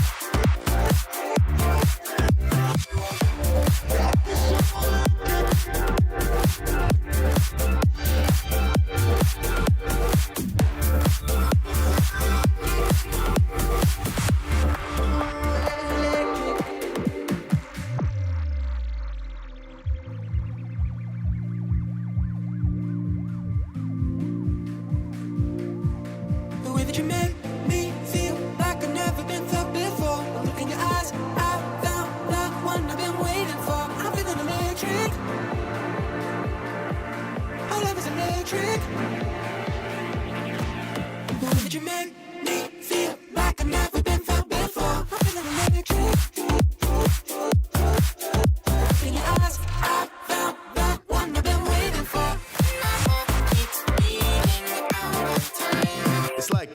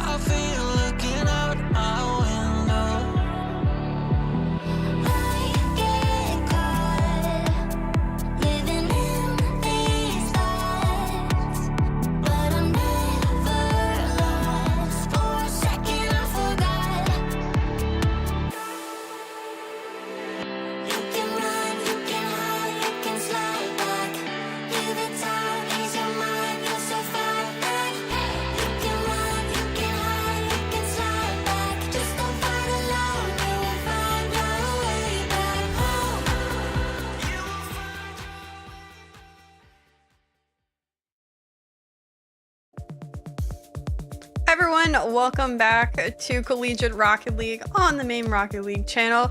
We are in the last day of league play, split 2 play, and for once I have a coach for the interview. Everyone, welcome, of course, Shuffleverse, the coach of St. Clair. Shuffleverse, how are you feeling? I'm feeling very happy. Like, we're very satisfied with our performance today. The series was kind of shaky in some moments, but we're happy that we made it through and now we're championship secured. Yeah, so you've officially locked yourselves in for, of course, our fall championship. How proud of you are you of your team right now? I'm really proud of them because, like, you know, the first split of the season was kind of rough with us. Like, we had to see it like at the end of the season and watch, like, hoping in Oklahoma Christian. They delivered, so we're like they're our number one heroes. But we're really happy that we didn't have to do it this time, so I'm really proud of them. Like, we work harder, like we fixed whatever was not going on with us, and like we feel good now. So talk me through a little bit about that Concord series. It, of course, went to game 5. It had that back and forth. You know, what was the team comps like? Did you give any sort of advice throughout that series to your team? And the whole series kind of felt like funny to watch. There were a lot of like strange goals and funny moments. And we just tried to play your game like how we usually do. And Concord is a really good team. Every time we play against them, we trade blows. So like this time, like we won, but you know, it's always like a 50-50. Like we flip a coin, we can win, they can win. You have one remaining series left to play, and that is against the current number 1 seed in Northwood. How are you guys prepping for that series? And we're gonna, of course, keep training, and once we have that series against them, we will try to like do our best like we always do, and we'll just try to win it. Yeah, we've talked a little bit briefly about RLCS kind of starting up again, and of course your players are in RLCS. How does that currently affect you guys warming up? Are the players actually playing a lot more? Does that mean they play less with one another? How does that really affect the current end of the Collegiate Rocket League season? No, thankfully we have we found a good balance between RLCS and CRL. Like, we are able to schedule everything around. Like, usually we scream like the CRL stuff later in the day, and they do the RLCS warm-ups and preparation before. So we managed to find a good balance. We are not like getting a break from CRL. We just want to win it all again. And of course, with the fall championship coming up, you guys, like I said, are clinched. We actually did clinch our top 4 teams, being Northwood, St. Clair, Concord, and Winthrop. For now, the seeding for those isn't set. Tell me about your expectations coming for fall championship next week, and of course, the opponents that you're going to face. We still have to see how the series with Northwood go, because there is still a mathematical chance that we get seed 1. But our objective is, of course, like trying to win it all again for the back-to-back, and you know, bring St. Clair up once again. Amazing. Well, I'll leave the floor open to you. Any last thoughts, words, comments? This is your last time potentially in an interview, so give it all to me. I just want to thank our school, our directors, and the people that support us at home. Like, we're really grateful to them and to their support, and like our school is amazing, and we just appreciate them a lot. Well, thank you so much for your time, Shuffleverse, and of course, good luck with your last series, and good luck next week during the fall championship. All right, everyone. Well, of course, that was Shuffleverse. A lot of wonderful words, and it's always nice hearing from a coach instead of a player. They have a little bit of a different outlook. Seb, what do you think? Are you proud of your St. Clair team? I think one thing you left out is he does have the reputation for being the best dancer on a CRL broadcast. So, you know, I think you left that out. But no, I'm incredibly proud of this team. I think like versus the absolute doomer mentality that I had in Split 1, where things looked shaky, there wasn't, you know, a sense of consistency there. This, like, I'm up, you know, I'm feeling like it's spring again. You know, the birds are, chirping, even though it's winter, and the sun is shining, even though I can't see a thing because I live in Toronto. I am super happy that this team is doing well. And the fact that, you know, they're potentially still fighting for first seed is incredible. And Vaughn and I, we got to cast this man. And honestly, when I look at this team, this is a team that going forward into the fall championship has all the tools. It's just a matter of are they better than the likes of Northwood, Concord, and Winthrop? Yeah, I mean, we get to see on Wednesday, this will be off broadcast, of course, but probably some streams from St. Clair themselves and Northwood, them facing off against each other, 9 p.m. Eastern time, if you want to tune into those, to see who is the best team in Collegiate Rocket League this semester between those two squads. Because right now, we already know Northwood have been the top dogs, at least this split. Winthrop were the previous one, but they had some shaky beginnings, and thankfully they were able to clutch things up afterwards. St. Clair, I mean, they have it in them, but Northwood is that beast to beat, the beast in the north that's just been waiting every time, and when it comes time to clock in and lock it down, I mean, Northwood's been so consistent with it. Well, let's take a look at how the standings have shaped up, because there's been a lot of changes throughout the course of this day alone. And as you can see, those top 4 are indeed clinched, with Winthrop taking their 2 wins and really doing it in emphatic fashion. They are able to secure their spot within the fall championship. Now, keep in mind, these places are not set in stone. Based off the matches that we still have to play, such as St. Clair versus Northwood, the seeding of this can change. But thus far, guys, up until the fall championship, these will be our 4 teams. Northwood, St. Clair, Concord, and Winthrop will be competing for the title of the best collegiate team. And Navanta, this is exactly what we were hoping for. The 4 best teams made it. Yeah, the 4 best teams made it, but I kind of wonder whether or not West Virginia or Ball State would appreciate seeing this graphic at this juncture. But at the same time, there's that these teams really had to dig deep. No team, maybe besides Northwood, didn't come across a challenge that they had to really come up and overcome, and so well earned and well deserved at this point. Well, you did mention them, and we will get to them. We have one more match left on the docket. This is West Virginia versus Ball State. This is the curtain call for both of these teams. They're both eliminated from contention, which means at this point, they're playing to show all of you why they're still one of the best collegiate teams. Yes, they didn't make it to the fall championship, and for some of them, it's a disappointing road. I mean, Chicksa, we saw WVU and the run that they had in Split 1. They really looked like they could be one of the best teams that we have in collegiate, up in your top 2 even, but it all fell apart in Split 2. Yeah, I mean, WVU went 5-2 in league play Split 1. They only lost to Concord and they lost to Winthrop. Otherwise, they even beat the likes of Northwood and St. Clair. They looked really solid. They consistently played up to their game, and things did just not go their way when it came to this season. Of course, losing to Concord, losing to Northwood, losing to Winthrop, and then they just weren't able to lock down the differential needed. I mean, if they had potentially, won against the likes of Winthrop, automatic in for them. If they had taken more games, instead of losing to a sweep to a team like Northwood, that differential could have played a story for them as well. But at the end of the day, that's just how the cookie kind of crumbled. And now they have to wonder, if things were in a different universe, or if they had combined both splits, how different could this team or this outcome really could have been for WVU in particular?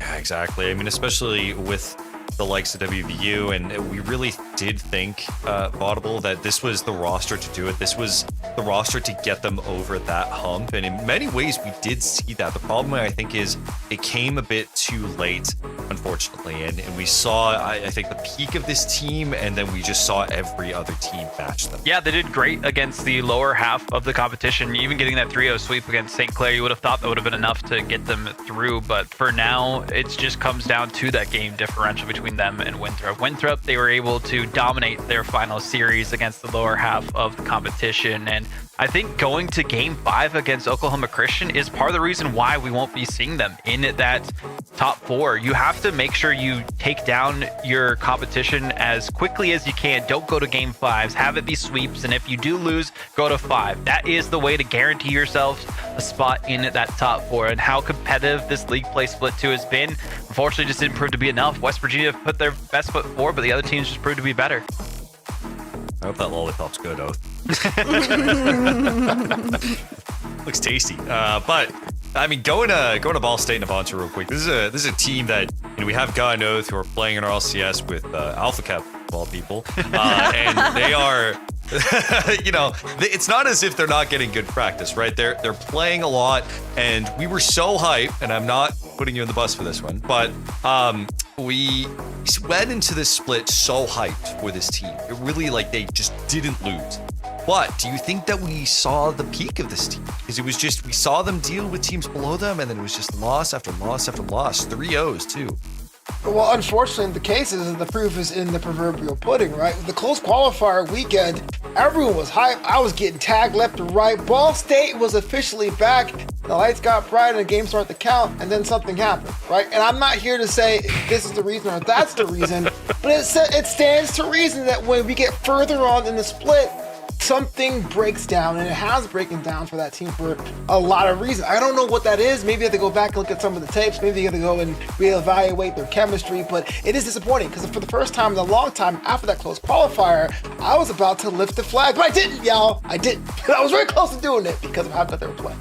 Brother start the word. Either way, let's get to predictions on what will be our last match of the day.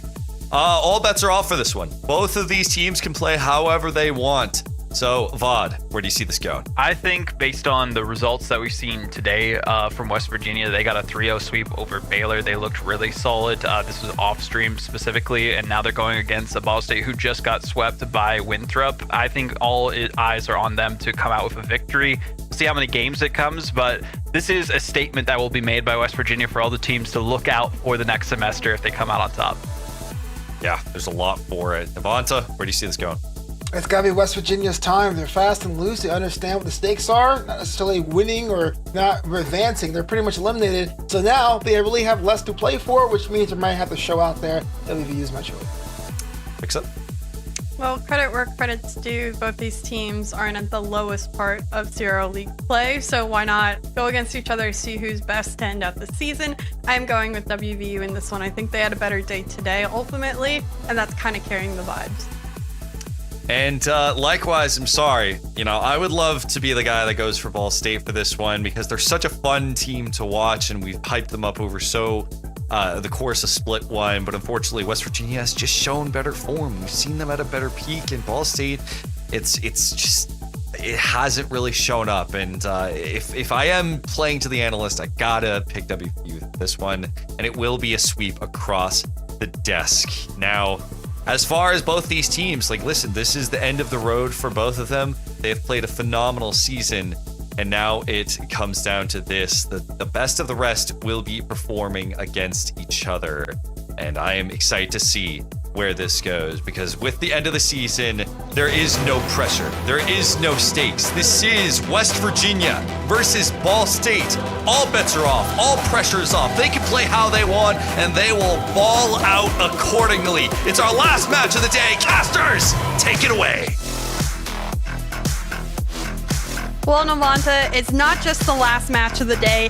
It is the official last streamed match of league play. Split number 2. These teams have blood, sweat, and tears across the entire season. Played 2 splits, played open qualifiers, played closed qualifiers, and now both of these eliminated are fighting just to have the pride to end off their season with a victory. Gets a long and winding road to this point, so hopefully take a moment, a pause, and say, let's have some fun. I'm excited to see what they will do on the pitch. I'm ready for some plays, and what a shot by Tool to start the pre-jump.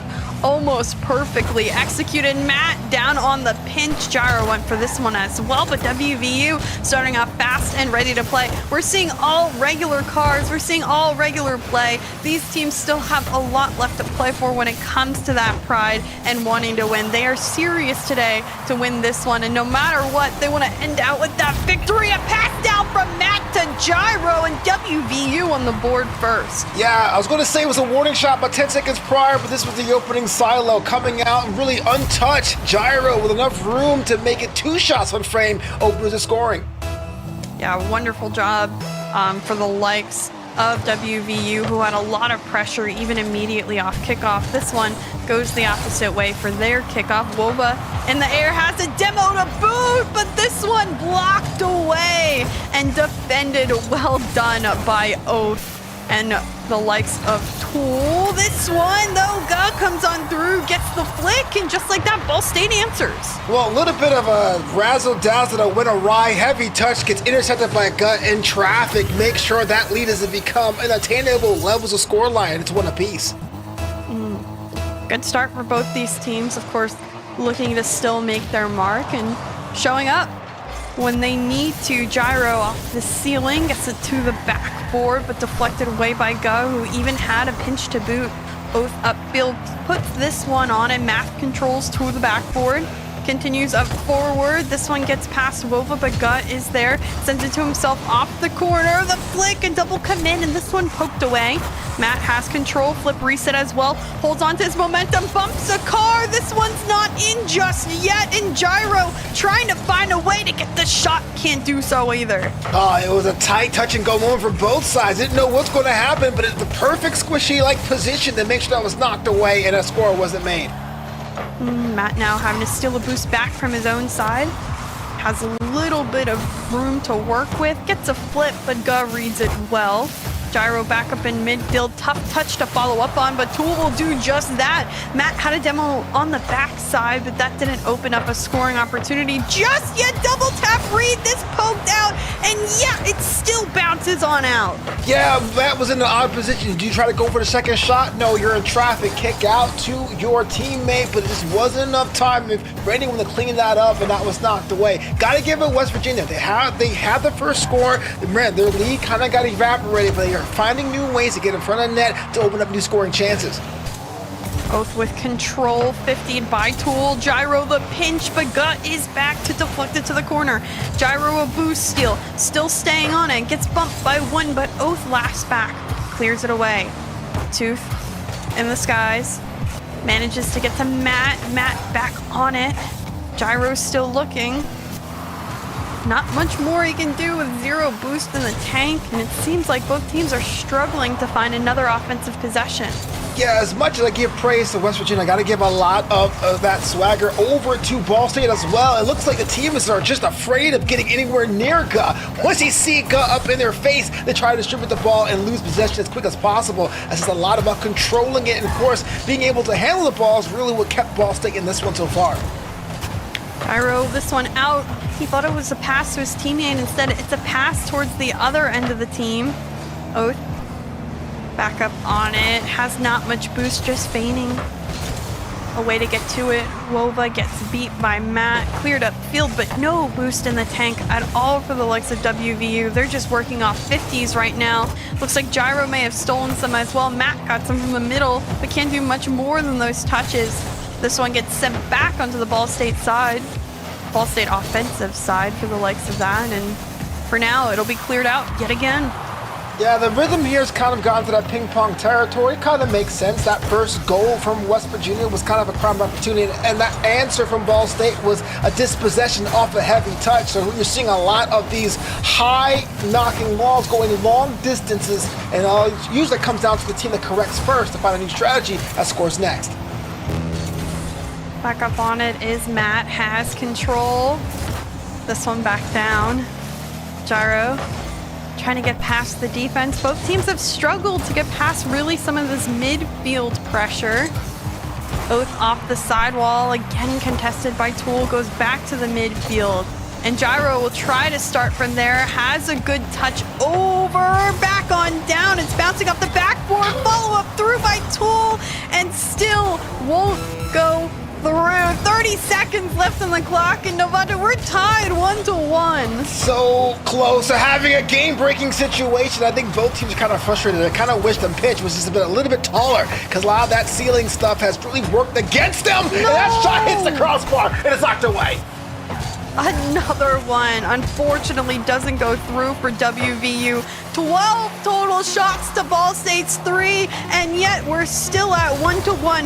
Matt even blocked up on this opportunity. It'll roll to the ground, and we see overtime in game 1. West Virginia has written all the possession points, but in an overtime situation, it's not about the technical prowess of Rocket League. It comes down to who can score first. And I can tell you one thing, when it comes to overtimes, it always benefits the team that looks underpowered. Right now, it's Ball State's round to win. They certainly have the opportunity to. They get the one chance they need to end it here, but it has been WVU who has been putting on that pressure. If one of their opportunities actually goes their way, then maybe, just maybe, they can get it done. Matt with the double demo, but that didn't open that much space up for WVU upfield. Gyro keeps this one close, fakes one, sees Matt trying to beat out Tool on the finish, and WVU finally find the shot for overtime. Okay, sure, the headline is they scored, but on page 2 of this news story, it really was Gyro making sure that extra second to draw the defense was great. It was blocked at the line, but the secondary scoring option was there, and West Virginia manufactured 2 scoring opportunities, and they only needed 1. Game 1 goes to them. Yeah, a total again of 13 shots to 3 for WVU. I mean, how much more could you ask for when it comes to offensive pressure? But at the end of the day, they got it done. A lot of shots, maybe not as accurate, could be a telltale sign of one of the reasons why they may have struggled throughout this season. Sometimes that shot that goes in from off the post, off that crossbar, could be the deal breaker in winning or losing a series. Yeah, I'm with you 100%, and it's not really the end-all be-all, but if there's any symptom of the decline of Ball State today in the last 2 weeks, again, not to pile on, it really becomes a bit of a lethargicness. After that defense, when you lose possession, dropping back and waiting to be a counter-attack team, the rotations gets a little bit longer, and more agile teams can slice and dice through that. That's what West Virginia did, and this is why they had more shots on frame. So if you're Ball State, ask for Wova to move up just a little bit more, and make sure you use Oath to be your tip of the spear, because that's the only one that's striking fear in that West Virginia side. I mean, like I said, give credit to Ball State. They didn't even make it in League Split 1, and they obviously aren't the lowest on the total poll in this split either. There's still 2 teams that are below them on the current ranking. So considerably being 6th if they lose this one isn't the end of the world. I think in terms of CRL play, I would be pretty happy if I ended up being the 6th place team. Of course, you want to make that fall championship, but with the state of how competitive the scene really is, these teams have done a really good job of still playing at the top of the sphere. It's just things like that, the shots, the bounces just didn't go their way, and that can make or break you being at the top 4 between the bottom 4 of the top 8. I kind of understand that, but being so close to that cutoff would just eat at me. Yeah. I'll just be like, oh my God, I'd rather be in last place than like 6, man. I guess fair enough. Being close to it is always a heartbreak at the end of the day. But this is why these 2 teams aren't playing as hard as they are at the end of the day. They want to still show their best. They want to end on a good note, and there's still plenty of Rocket League left to be played outside of CRL, and that's why every single game is practice and a get better and a teaching moment, and they've shown that they were learning and adapting game to game. Yeah, that's also what makes Collegiate Rocket League so special, because not only are you playing for your own personal pride, you're playing for your program, you're also playing for the underclassmen and classes after you to show how valuable that program is. And so why not go 115% regardless of where you're going to be right now to show there's some promise for next semester? A lot on the line, and for now, we're starting off, again, pretty neutral when it comes to both of these teams. A couple of bumps, but struggling to get that offensive transition through. Matt not able to follow up on his touch, and Tool not much boost in the tank. Will have to try to get past Wova. A bump here. Oath was up on it, but doesn't get the touch. Last back, gets it off the corner, but the read for Gyro. This one back down. Matt on the read, has boost to work with, gets past one. Tool towards the back wall, and Gub pokes it away to the corner. I love the fact that Matt is not afraid to use that ball distribution to move the ball up. And I gotta feel like that idea, that technique of going sky high, it hasn't been working for them for about a game and a half, right? Or a game and some change. Find some ways to beat that first defense and probably go wider or go a little bit lower than before so they get caught up on the ceiling.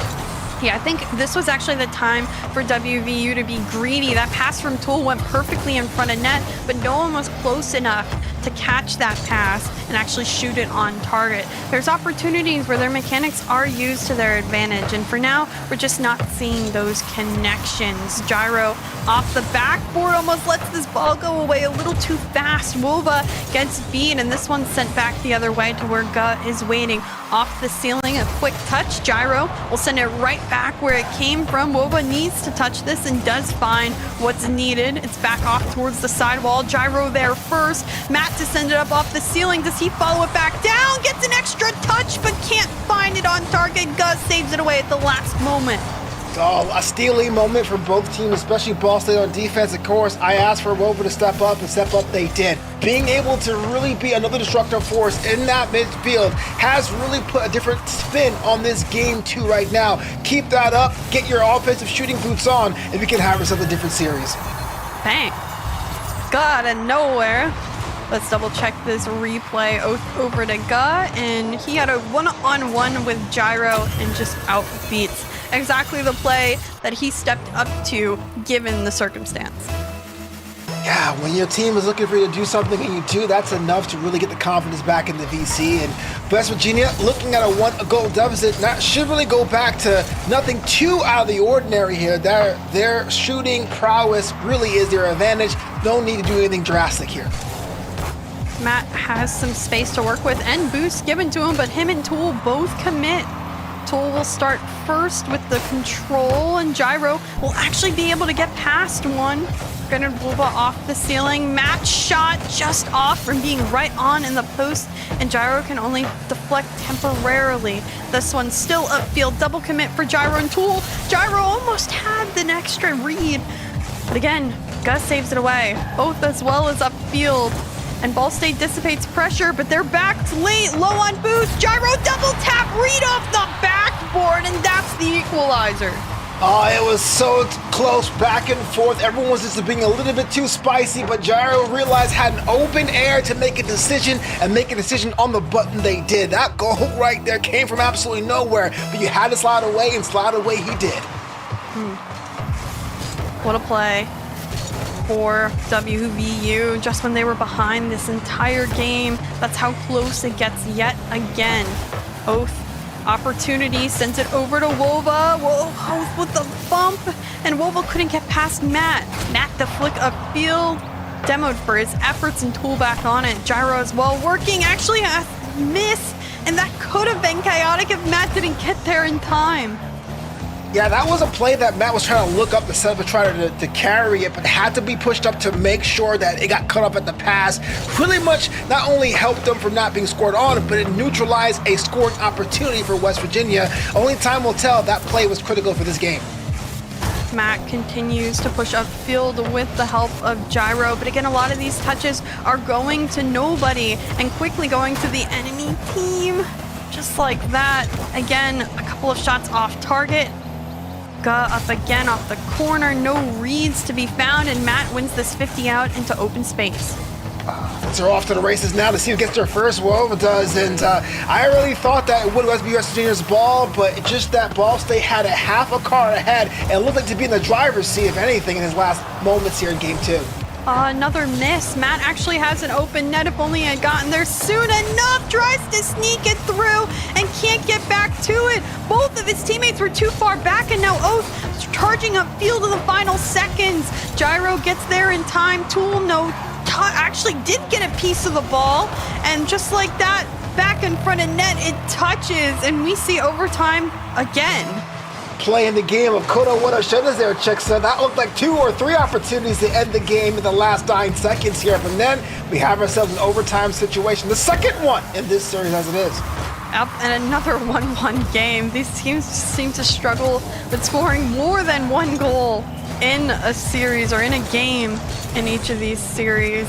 So we'll see who comes out on top this time. Gyro is a decent air dribble upfield. Tool can't read it off the wall, and so Wova will have an opportunity. Ga will also be just slightly behind him. Matt ends up touching it kind of backwards, and that prevents Ball State from getting on it just as fast. A little bit of boost steal. Matt sends it over. A bump is all that's needed, and just like that, WVU again from the clutches of defeat. win Oh it my all. word, call that dirt work, man. Right down the middle. The bump was strategic and effective. Go ahead, go. West Virginia is on series point.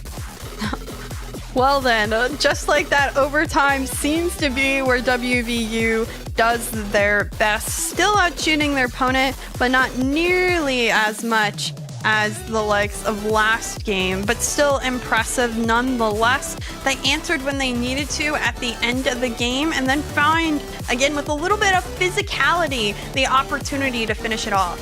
Well, physicality was definitely the name of this one. You saw in the first 30 seconds, look at an absolute dogpile in both corners. Like everyone wanted to bump everyone else. The ball was second, but ultimately it was a bump in overtime. That was the difference. A lot of times when we say get more aggressive bumps and demos, it may seem like an age-old thing, but it's an age-old thing because it's effective. We have two teams playing the same speed. What gets people off balance is making sure your car or your opponent's car is upside down.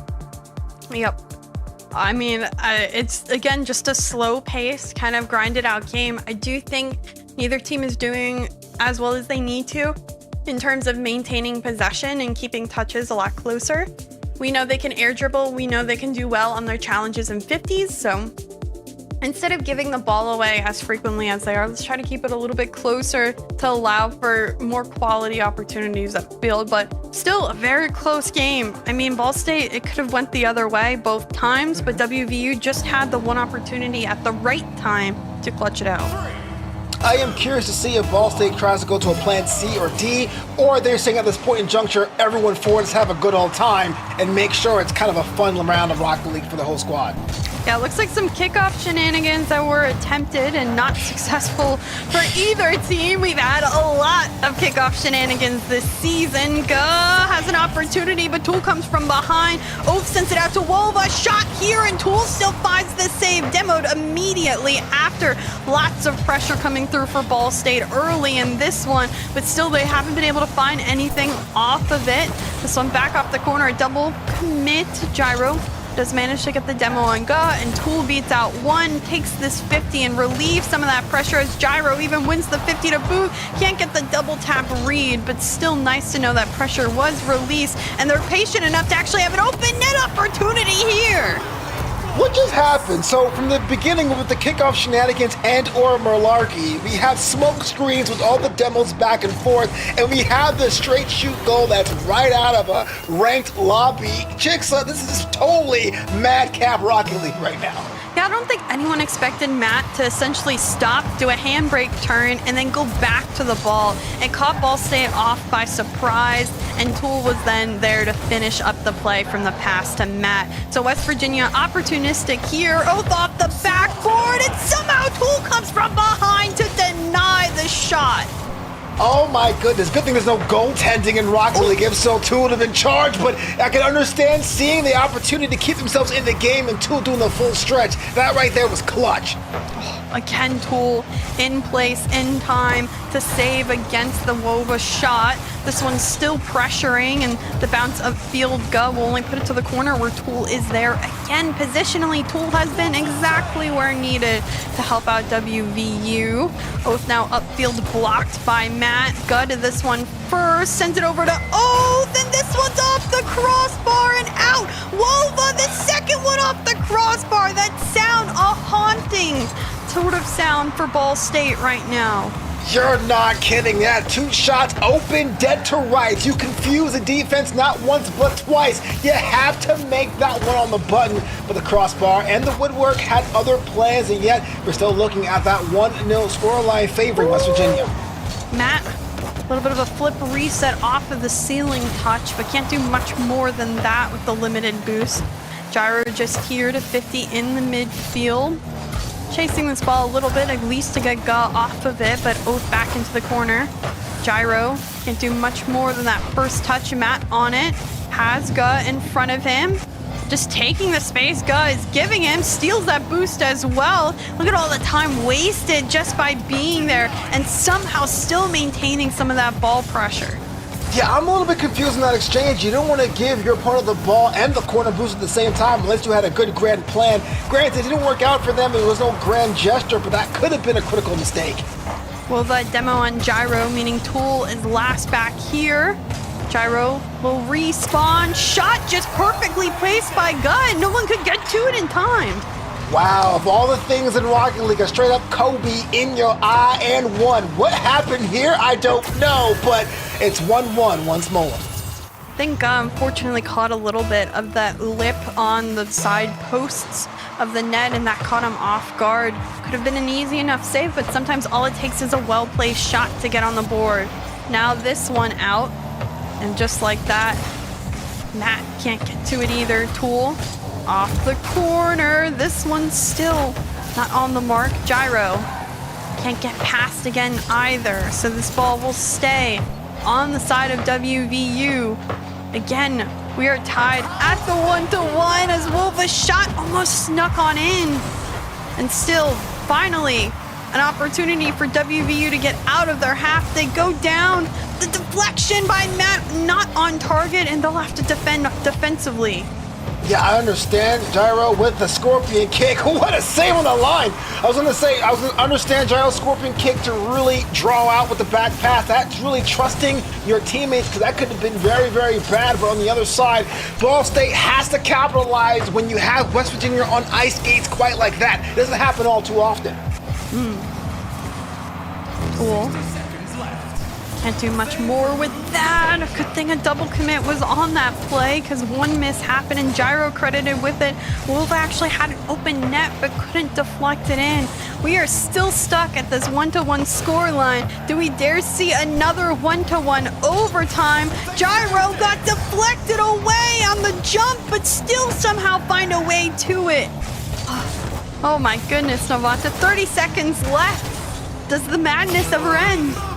Yeah, the madness may have another overtime. You're absolutely right, but Gyro pre-jumped that. Kind of wish he had a lighter touch to try something offensively, but this could be the moment for Heroes. The last time they really do this in regulation. Let's see which team steps up. For now, WVU is on the offensive end of things, but Ga has some boost and the ball possession 50'd back onto the side of Ball State. Goes across the other end. Gyro trying to get it off the wall. This one in control of God, doesn't have boost to flick, but way too far off.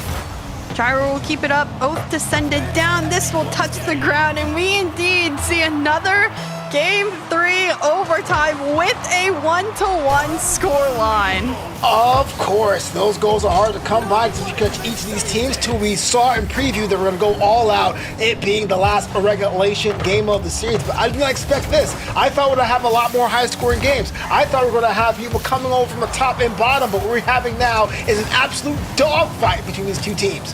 Oath to take the ball. Matt, a good jump, but it's dangerous as it floats its way on out. Wolva, a missed touch, so Tool's racing to it. Oath will put it through his own corner and sends it away. Gyro is there first to send it to the sidewall. Doesn't fall down on it. Matt trying to chase it, but coming from behind. Tool to pick up the boost. Picks up the ball and has space to work with. Goes off the ceiling. The initial touch over to Gyro, who keeps this ball in the air. The 50 pops on out. Matt, the turn, takes it over to the left, and then jump the passes by Oath and Wolva to send it back to the corner. Got to give the credit for West Virginia and the ball movement, trying to get their teammates involved, but it looks like every time they have a passing lane set up, Ball State has the answer. Ball State. God just waited a little too long to let it come to him. And now Tool trying to work the way in the corner. Matt also doing just that. Vega has a lot of boost to work with. Pinch here for Gyro, does come off the wall, but no boost to follow up on the play. Matt here has an opportunity. Can he get the read? It's still off that backboard, and Gyro is there as well to keep it up high.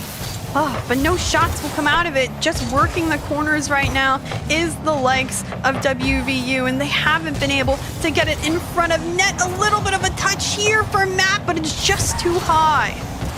Yeah, credit for both teams to realize they can't really do anything straight on right now because there's not enough space to operate, especially as overtime where everyone's kind of picking up the pace. So the idea is setting up their teammate on the backboard. West Virginia a lot more chances to do so, and on the button, Gyro closes it out. Oh my goodness. That's the way our last league play split 2 match ends. off of a pinch shot that works his way on in. Ball State tried as they may, ended up that game with nearly 15 shots, but still only could find one goal out of it. Unfortunately, they just couldn't get going offensively on the field. Gyro showing the camera some love right now. They managed to clutch it out in their overtime. Unfortunately, of course, they do not end their season in the fall championship, but they do end the season with a dub, and there's no greater feeling than that. My man's Gyro emoting, bro. You see that? That's crazy. But hey, congratulations. It was a complete performance, I would say. Any coach would say you probably should score more and not have overtime games decide all the series, yada, yada, yada. But you're right. Being eliminated from competition, walk away with the dub. That's the best possible result given what you had going into it. GG's for West Virginia going into this one. Yeah, 8 demos as well for West Virginia that game. I think that may have aided in some of the pressure they were able to put on, or as well, some of the pressure they were able to relieve. Like I said, in Ball State, 15 shots. They were 1 for 15.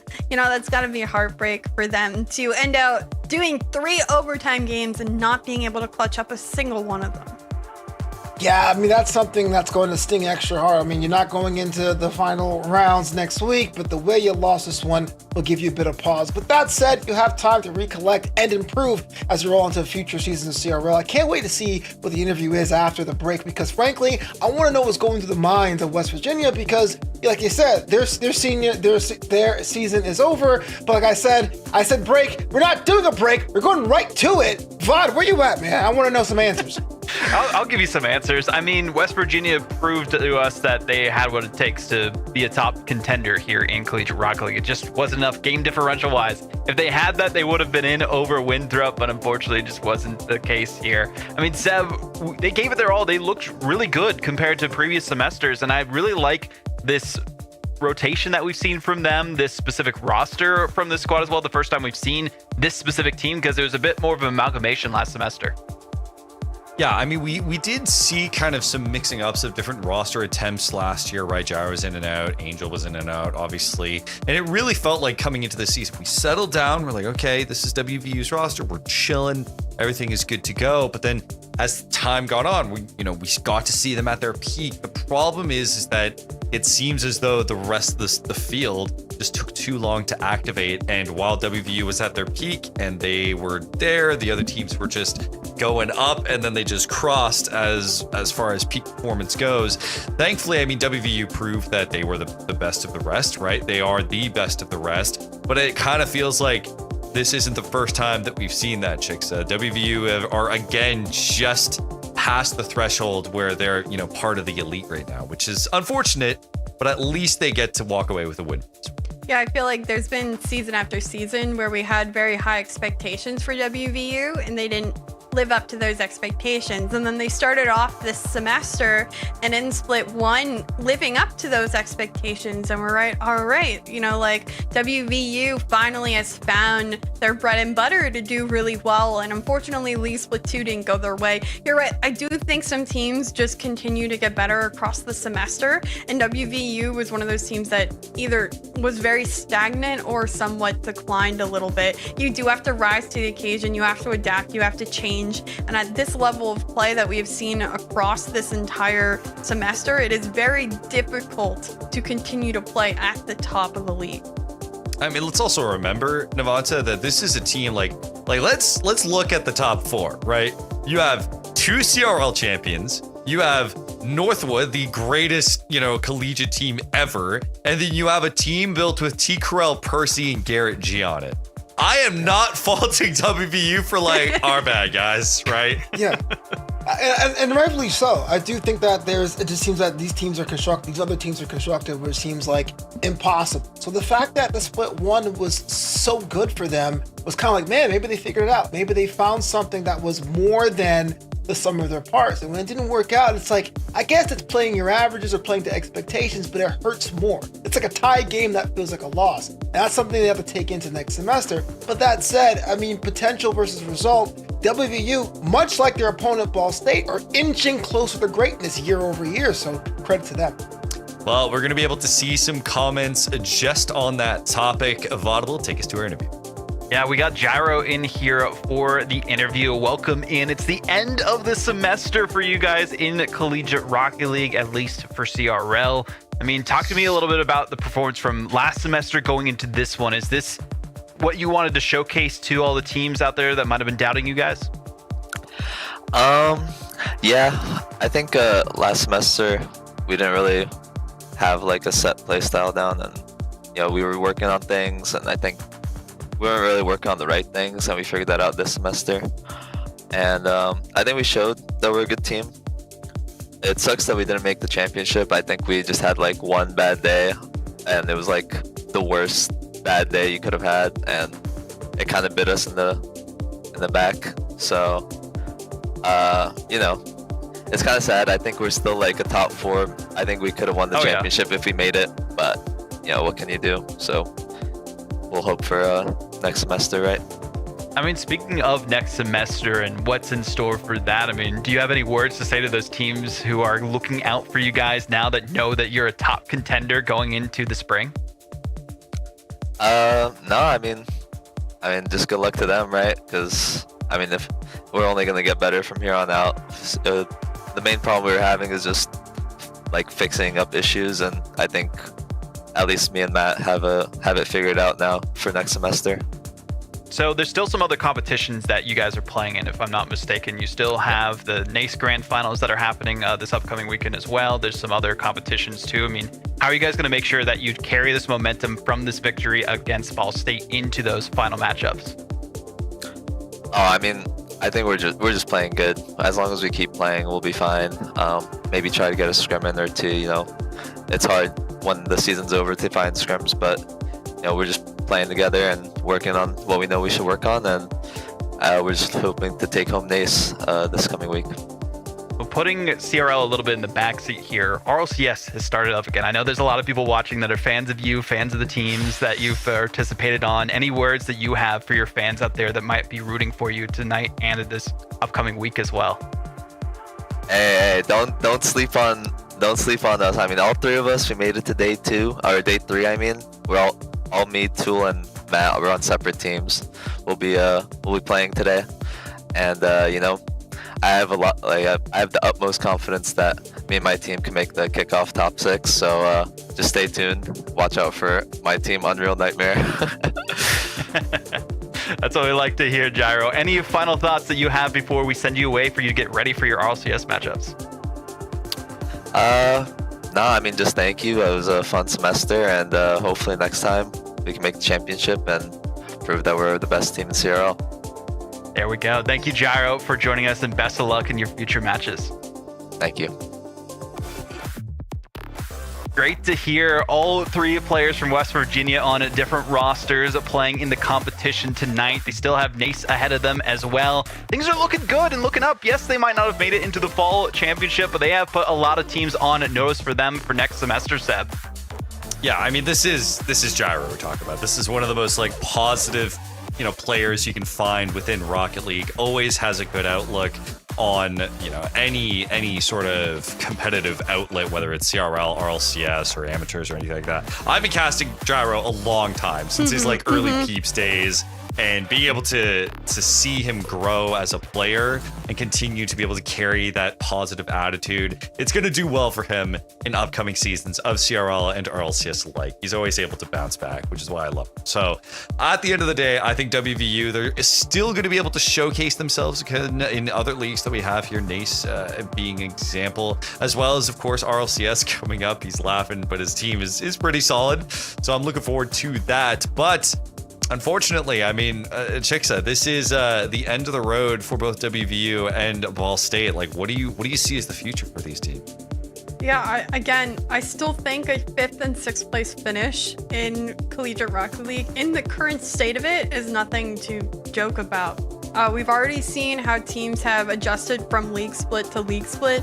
Who says they can't be 1 and 2 come next semester and into the spring? That's just how quickly the competition changes. So we need to, of course, keep looking at it. There could be roster changes in the offseason. There's a lot to think about when it comes from semester to semester basis. So I'm not writing anybody out in that retrospect. And I still, to be the top 10 ultimately, that we end up putting on our power rankings to end up being in that top 10 really is truly an honor and shows the respect that we have for all these teams and players that are continuing to compete at the highest level. Even regardless of collegiate competing, they are also competing very much elsewhere and being competitive in that regard as well.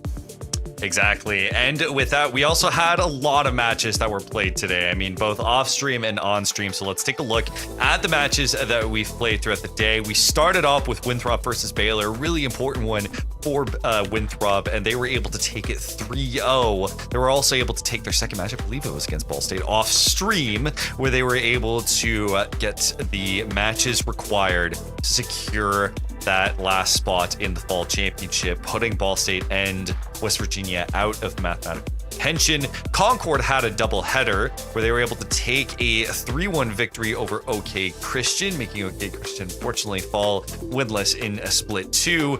And then in the second match of their doubleheader, they had a barn burner of a match against St. Clair. Concord versus St. Clair was so hyped. It was Vaughn and I on the mic for that one. It was incredibly sick to cast, but St. Clair was able to walk away with that one in Game 5. And then finally, to wrap things all up for both their seasons, we had West Virginia versus Ball State, where West Virginia was able to take that one 3-0. Taking a look at the league play standings and how things have turned out, because we took a brief break of it. Now we can see what are almost the final results. We have a couple more matches left to play, but as far as the important bits, those are the 4 teams that will be in the fall championship: Northwood, St. Clair, Concord, and Winthrop.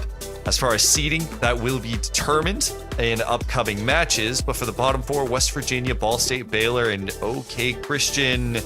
But a good road for all these teams. Unfortunately for the bottom 4, I mean, there is always the next semester, but a great run from all of them. Yeah, a lot more competition to come in the future. They got to play through the 3v3 opens for some of these squads, and the 2v2s got some of that scholastic prizing for themselves for participating across semesters. Shout out to Cumberland as well, who unfortunately didn't make it back. The one team here, but Ball State replaced them and did well enough. I mean, they got a couple of wins under their belt, but just weren't able to do more than that. West Virginia, Winthrop, Concord, St. Clair, Northwood really cementing themselves as the top dogs in collegiate Rocket League throughout this semester. And I'm just excited to see how the top 4 goes for next Sunday. Well, speaking of next Sunday, we have our bracket ready, at least a preview of it, of what it might look like. And this is what it will look like. Of course, we're still determining seeding. The one in contention right now is between Northwood and St. Clair, who do have that final match, which will be played this week, and that will determine the number 1 seed. Either way, I mean, Navanta, if you're winning that match, it really doesn't matter, because you still have to face off either against A, Winthrop, or B, Concord. Yeah, absolutely. And of course, all these teams in league play has a little bit of history with each other, but it makes you wonder what it means if you're taking on St. Clair, a team that, not to say was never written off, but they had to end pretty strong, and Northwood, which started and ended and was the strongest. So whatever how you slice it, it's going to be a stacked final series come next week. Either way, we can see the format here is that this will be a double elimination bracket, which a double elimination between these 4 teams, we get so many great series where the final will end in of course, a double elimination. I can just picture a nice St. Clair Northwood bracket reset final, and I'm not calling it early, but that's where I feel it's going. Either way, I mean, yeah. Count out Winthrop. Come on. I mean, unless Captain America comes to the rescue, I don't know. We'll get that, to that soon. The discussions will go crazy regarding all of these 4 teams, and we will be there. As for us, I mean, that is it. If you want to catch the fall championship, it will be next Sunday. I believe later on in the day, around 5 p.m. Eastern, where we get to see all of this action unfold. 2 splits, 3 opens, closed qualifier, open qualifier, all culminates to these last 4 teams. Vaudable, I'm shaking. It's going to be a great time. So hyped. Yeah, I'm so hyped to just see, Collegiate Rocket League continue to expand. We had more scholastic prizing this year, more teams involved due to the opens. We had league play returning. I mean, this is everything that we could have asked for. We just hope it continues to grow in the future. So make sure if you are anyone going to college, participating with a team, sign up next semester whenever those release, because you want to make sure that you show up for your school and prove that you are the best in North America for your team. I mean, we had some teams from Mexico, teams from Canada, teams from the US competing amongst it. So shout out to all the teams who just participated, the players, the staff, and everyone who made this all a possibility. Devonta, any final words before we head on? Yeah, likewise, man. And plus, this was one of the more intense semesters. I feel like I played 3 semesters into one. The fact we played so many games and so many rivalries, but it was so much fun to be in the booth for it. So much fun to even try my hand at hosting it. But for those of you who are playing it, I respect what you do to be locked in, to do all of that and get homework done. Ridiculous. Jigsaw, any final words? Maybe some homework? I don't know. No, I'm out. I did my master's and I said no more homework for me.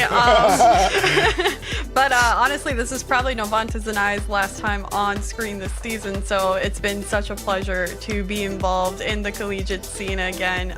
Every season, every semester is really special, and I think this one, a lot of us were saying, was probably one of the most special seasons we have ever been a part of. So truly, really special to be, of course, on the Rocket League main channel, and really special to be casting and interacting with all these players. So always a pleasure, and I know Fall Championship is going to be filled with surprises, as it normally is. I'm very excited to be a viewer for that one and be a little less unprofessional when it comes to my screaming about what's happening on the screen.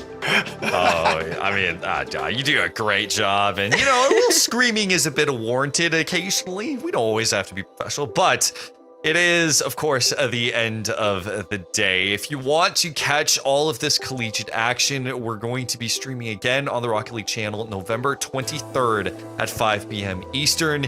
As well, I believe that Northwood and St. Clair are going to be playing on the Wednesday, so keep an eye out for those results. You can find them around on Twitter. You can follow any of us on Twitter. We'll be talking about those results, as well as keep an eye on the Rocket League channel for more updates as well. A huge thank you to production for throwing an incredible season. We have one show left, and thank you to the audience who are showing so much passion and interest for collegiate gameplay. This is the best collegiate esport in the world. I will not have an argument otherwise, and it continues to get better and better. League play just made the stakes so much higher. We have 4 fantastic teams full of literally world-level RLCS talent in this server, and it continues to get better. Thank you so much to all of these fantastic commentators for giving us an incredible season. And we will be back next Sunday for the Fall Championship. Have a good night.